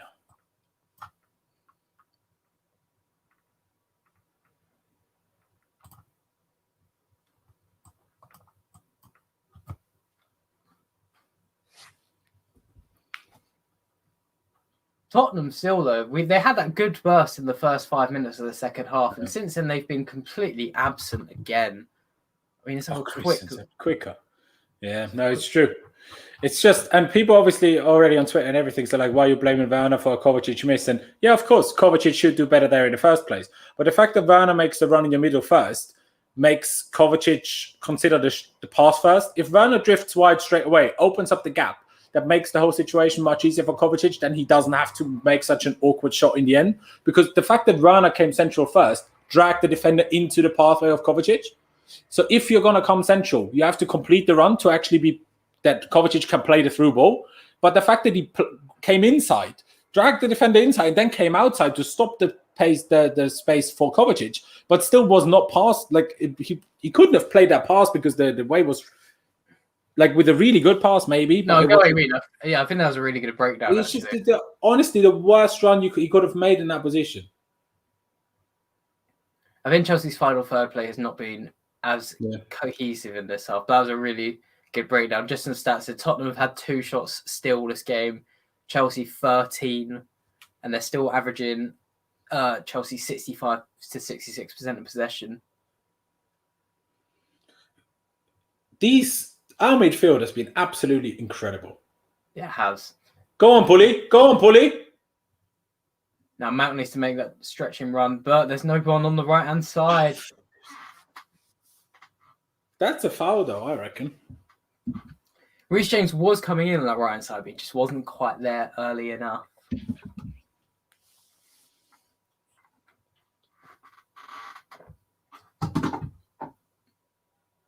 It is interesting, though. Pulisic and Werner are definitely causing Tottenham way more trouble than they're causing Chelsea with these counter-attacks. We're just not using it enough. And obviously, like I get from a neutral perspective, that's kind of the position. I'm just saying, can we just kill them off? Because I just can't. Yeah. Like, we just can't not win this game. We've been so much better than them. I think the second half's been frustrating for both teams. Chelsea, you're not scoring and finishing it off. Tottenham and creating nothing. But at the same time, all it takes is one chance. They're playing the short corner again. Come on, close him down. Oh, fuck for that. Not again. Close him down, Timo. There we go. I'm getting tense here now. It's more interested in the bloody Wolves watching. I'm going to tell you that much. There we go. I think the reactions have been as well. Very into it. And that's a weak foul, I think, from Pulisic there. At this point, I reckon bring Tammy on for Werner. He'll take a chance if he gets one. That's the one thing about Tammy. He might fall over. He might look like Bambi. But Tammy Abraham don't miss chances. Why are you bringing on Kante? As I said, Tuchel, conservative. I would have brought on Tammy for Mount maybe and then kept that threat of Pulisic and Werner up front. And maybe I just don't want to have Werner on the pitch anymore, to be honest. Like, I'm okay with this if he brought Pulisic on for Werner. Then I'm fine with bringing Kante on now. But by the way, guys, if you're new here, don't forget to subscribe. Smash the like button. Do use the super chat function if you want to support the channel. But yeah, it's a very tense game. We're still 1-0 up. We had moments to make it 2 a number of times in the second half. No, like situations where we had a sit other than maybe the Werner one where he took the touch with the wrong foot, shall we say. But the fact that, we had these half chances where it just required a better final ball or a better shot is frustrating. And see, that's what I told everybody. I mean, Kovacic looked like he picked up a bit of a knock anyway after his shot, or he just looked dead tired. But I don't think Tuchel will very often play a combination of. He looks dead tired, but I don't think he will very often play a combination of Kovacic, Kante as a midfield too. Yeah, I'm just going to touch on a couple of comments. Marius Vegan says Lampard compared to Tuchel is a joke. Personally, I can sort of see the reasoning for that. I like Lampard, but Tuchel's got way more pedigree. Ben said, "Is it me or has Reece James been underwhelming? Thought he'd want to leave an impression on Tuchel." Lawrence, what do you think about that? I mean, I don't necessarily disagree, but obviously what we don't know is the instructions. Like, has he been told to be not quite as far to the byline as obviously Hudson-Odoi has in the last 2 games, just to make sure the pitch doesn't get too wide for the counter for Spurs, but also in the sense of don't get too high up in the wrong. But now score. That would have been so perfect. He was off. Offside. Surely Pulisic would have been off. Yeah. But yeah, I know what you're saying. I think Reece James has clearly been told to stay back a bit further. So I think it's been harder for him to overly impress, but I think Chelsea keep a clean sheet. Yeah, I think this is what annoys me so much about Timo Werner. He's faster than pretty much every player on the pitch, whoever he plays against. How can you be off so much? Like, you'd outpace anybody anyway. Just hold the bloody line, especially when you're on the left. In the middle, it's a bit more difficult because you can't see behind you, right? But if you're on either side, you see the whole line in front of you. Don't beat it. Yeah, I think Werner's just lacking so much confidence. I'd be interested to hear his thoughts as well, because from what it sounds like, he's gone from RB Leipzig, where no doubt he would have been heavily coached, heavily pressed every single day, to Lampard, where I think it was a bit more, definitely way more tuned down in terms of the level of coaching. So maybe that's had an impact, but I think everything he's doing at the moment is not hitting. But that was a good pass. Go on, mate. No! Oh! Piss off, Lloris! Piss off! Good save from Lloris, though. That's why he's one of the best keepers, yeah. But it was good play from Mount and Werner. Nice pass from Werner, actually, originally. Yeah, probably the best thing he's done all game, yeah. Mount, honestly, again, second half been even better than he already was first half.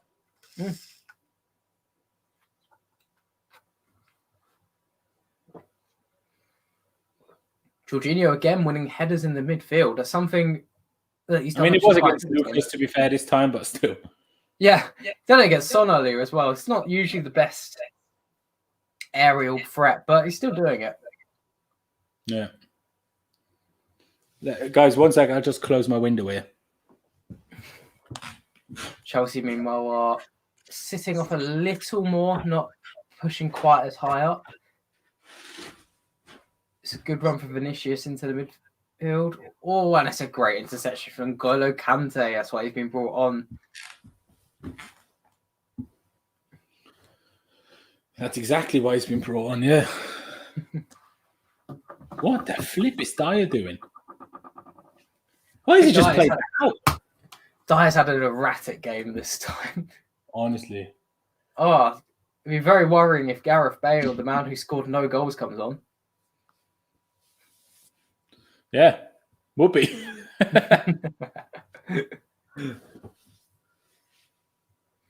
Chelsea just slowing it down here. Again, we can say I could say Tottenham are not creating anything, but they just need that one chance. Chelsea need to kill the game off. They've definitely had enough chances. And it doesn't matter who the manager is. It doesn't matter the tactical intricacies, the tactical instructions. It doesn't really matter who the player is, who the manager is. If your players, if your strikers, your forwards don't take chances to kill games off, any manager will long-term struggle. Yes, I think that's fair. But of course, it comes down to the manager to help them beat that issue. Yeah, I think one of the big things this game, especially leading to that, Tuchel's helped the team create chances. He's put them out there in a good set formation, but they just haven't taken them. And that's a waste of a free kick from Chelsea. Yeah.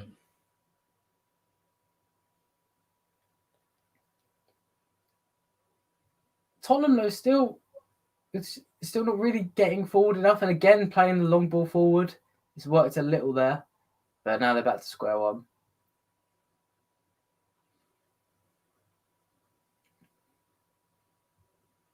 One thing I do rate about Werner, I've very rarely seen him be tired.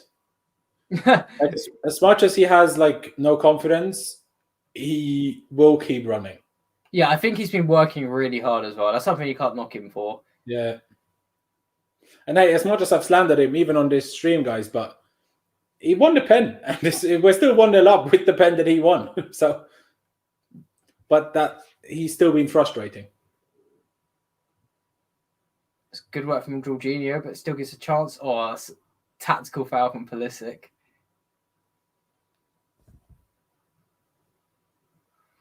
Get after it. Get after it. Good strength from Reece James. At least he saved it, carried it wide rather than letting it bounce in the middle. See what happens here. It's a good save. They're not a great save, but he parried it wide, no danger. They're just finding that bit of space, though. I think that's been amazingly one of Tottenham's clearest chances, maybe besides an Ndombele header that went wide. Sure.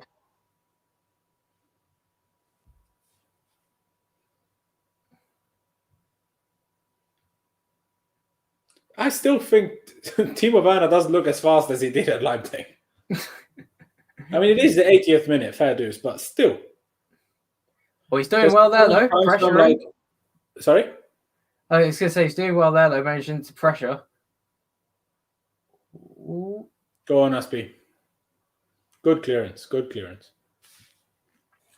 The captain's armband on him, man. It's getting weird to get used to that again, I think. It's been a while since seen Azpilicueta have it extended on in the first team.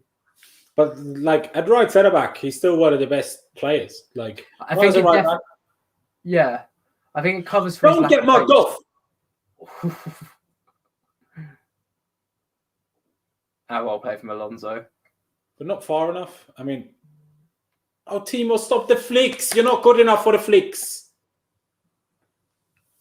Oh, lack of pressure on the ball there, and well saved. Yeah, I think what I was going to say about Azpilicueta, I think when he's at right back this season, he gets exposed for his lack of pace. At right centre back, he's been covered well. I won't lie, that's beautiful skill. But Christensen, did you see? He's so scared of the hand. He had the hands behind his back. Learn from Ivanovic. Kante. Fuck. Silly free kick.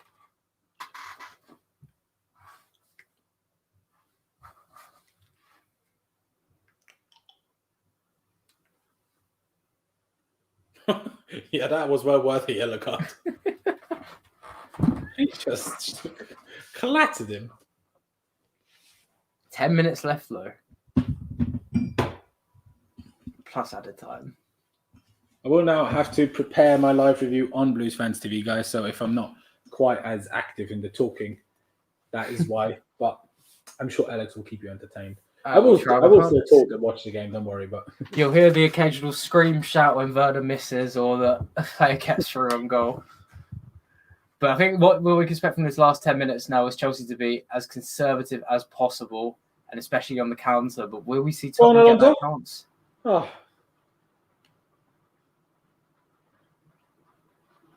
Werner out wide. Chelsea's still committing a lot of men forward, actually. So it's 5 or 6 players there. Reece James going into the box. I think what I'm really surprised about? The fact that we started Alonso and have seemingly never once this game tried to use runs to the far post to create or score. Yeah, I think it's a good point, actually. I think he's been used mainly just to stretch the width, but I think he's been underused this game. Yeah. I mean, I don't know if the instruction was for him to do it and he's not, or whether the instruction is to not do it. We don't know, but... Yeah, and I think as well, Alonso's lack of pace has meant he hasn't been able to help with the counter-attacks as much this game. Oh, he drew that as much as he could. I think Pulisic's quite lucky there. I don't think that was too much of a foul. I want to see it again. Oh.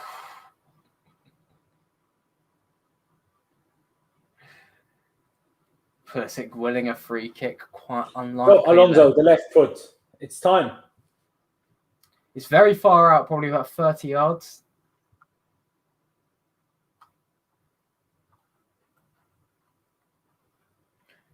Edu says, does Chelsea even want to win this damn game? Looks like I personally think they've been doing pretty well in the last 20 minutes, still committing men forward, but getting enough back. It's the same thing we saw against Burnley. Outnumbering Tottenham in attack. We are in the lead, so it can't be that bad. Yeah. And I think outnumbering them in attack and overwhelming them in defence. They've been pretty good at that so far. It's about free kick. Oh, well headed away. So Chelsea have used all their changes as well because of the substitution in the first half. Yeah.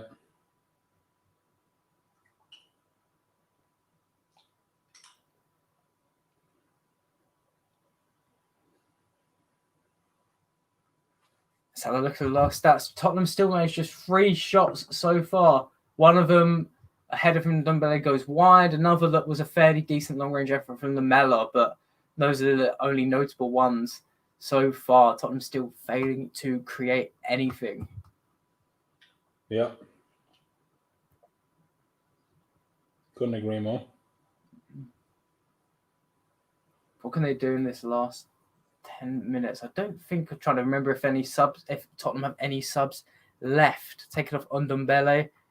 I think they have one more sub, so we might see it. Maybe a centre back come on in the last 5 minutes. Got Davinson Sanchez on the bench, so he might come on up front. Christensen diving header backwards. Didn't see that one, I won't lie.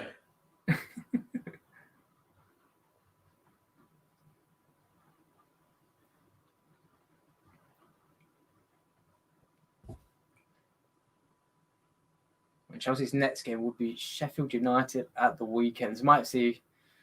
I'm trying to think if anyone's been rested coming off. Maybe that's why Kovacic's come off as well. Yeah, that's put a great shift. I don't think he'll rest anybody for Sheffield United in a game against Tottenham, personally. That's fair.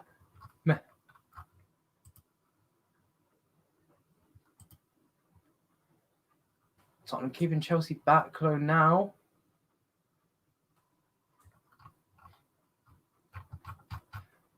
Just getting some player stats up for you guys. This game, Rudiger's made shot flashing over the bar. Rudiger's made the most tackles for Chelsea with 3 this game, joint top with Eric Dyer. Marcus Alonso's actually made 3 interceptions this game, as well as 3 clearances, having a pretty solid match. Who scored actually puts him as man of the match for Chelsea so far, just based on a pure rating basis. Marcus Alonso as well completed 4 dribbles and 1 key pass. Really put into the sword why he should be playing over Ben Chilwell. Meanwhile for Tottenham, Steven Bergwijn and Tanguy Ndombele doing the most 4 dribbles apiece. However, only Lamela, Aurier, and Son Heung-min are top for shots, 1 apiece. They've created nothing, and just 2 of those coming on target so far. 4 minutes left now of the game. Can Tottenham steal a win, or can Chelsea see it through? I think we know what Laurenz wants. We know what I want, yeah. I think we know what the comments want as well. Maybe besides a couple, maybe a secret Tottenham fan in there looking for your angry reaction if they score. I'm hoping to not give them nothing.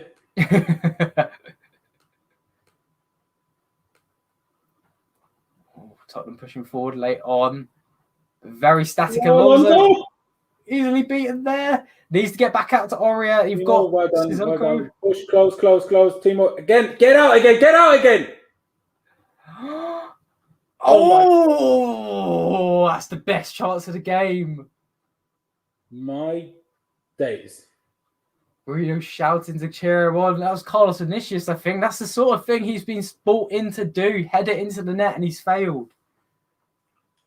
Oh, it's a clear chance as well. It's a proper chance. It's a proper chance. You got to think, from a Tottenham perspective, what can you expect from the rest of the season if Kane is injured for the next few weeks? If you've got Carlos Vinicius up front, he's missing chances like that. It's not very good. So it's a great commentary from Ed Sheeran, not sure about Justin Bieber. I think that's a top comment right there. Stefan saying, shit, that was close. It was indeed. Why are you calling me Justin Bieber, bro? I think he wanted to call me Ed Sheeran, and he thought, what can I possibly call Laurenz? Shawn Mendes, not Justin Bieber. I'm not sure about that one. I think if you get called Shawn Mendes, that'd be a compliment. Ed Sheeran, depends how I'm feeling on the day. Could be a compliment, could be not. That's just a ginger thing. I don't think you could do much about it. Yeah, Prince Harry, Ed Sheeran have been called all the names under the sun. Got to get used to it at some point.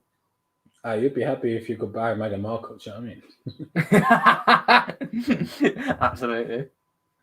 You won't be complaining about that one. But, ladies and gentlemen, if you haven't yet and you are watching right now, please be sure to smash that like button, subscribe if you haven't already. I am very tense, as you might have been able to tell so far already. Incredibly tense. Struggling a lot to keep my composure, quite frankly, because this is just, I love football, but I also hate football for this. Someone said if you do a super chat, Chelsea are guaranteed to win, so you might want to try that one out.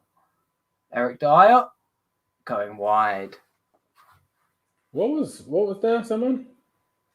Sorry? Oh, someone put the super chat guaranteed to win. Yeah. Yeah, exactly what Alex said. If you chuck in a super chat, we're guaranteed to win. I'm promised. And if there's only Tottenham fans watching, if you put a super chat in, Tottenham will score. So you could try that one out as well. And own goal. Yeah, that's the small print. You can't even tempt fate. It'd be interesting. I'd pay a lot of money to God knows who right now just to make this game end. I don't think there's going to be much added time. The only stoppage really was Kovacic going down for a little bit, and that's it. But it's the Prem. There will be at least 3. Yeah. Go on. Run after him, Timo. I think Timo's quite tired there. Tottenham managed to escape what was a situation. It's off, you mug.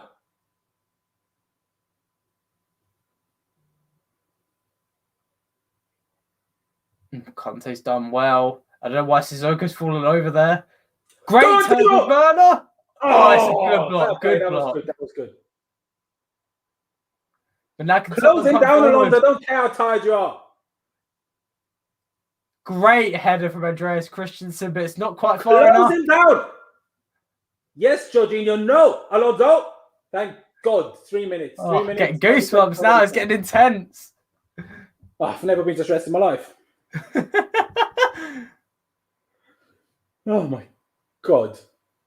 Last 3 minutes now. Son leaping. Oh, Rudiger gets away. Chelsea managed to get the ball away, but not quite far enough, I think. Interestingly, I think Tottenham still got another sub to make, if I'm not mistaken. Someone correct me in the chat if I am wrong. Do they actually have any forwards on the bench? 3 forwards on the bench?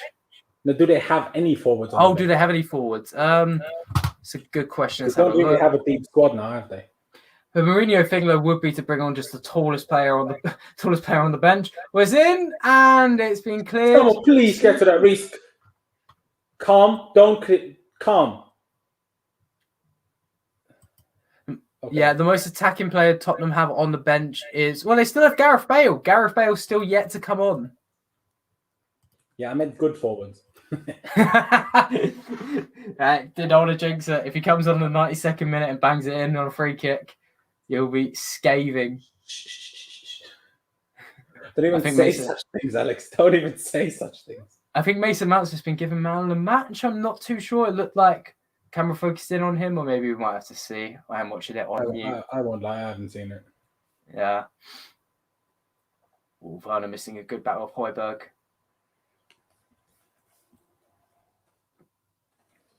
This could be Tottenham's last proper attack now as they come forward.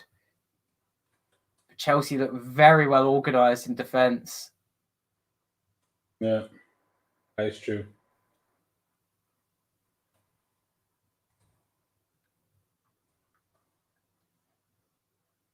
One minute remaining now. Alonso heading clear. There's still an opportunity for a counter-attack. Chelsea have got 3 men forward, if need be.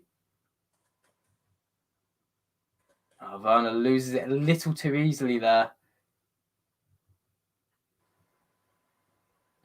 It's a nice ball inside. Son.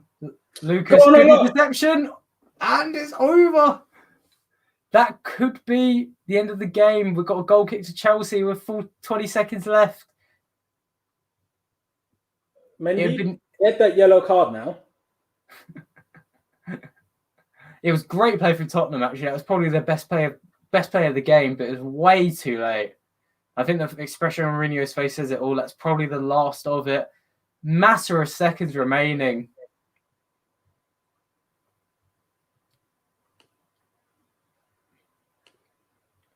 Mendy definitely taking his time. He will get that yellow card if need be. He's going to launch it clear. Finish it. Finish it. Blow that whistle. Or any more time added on will be criminal from the referee. There it is. Come on! Yes!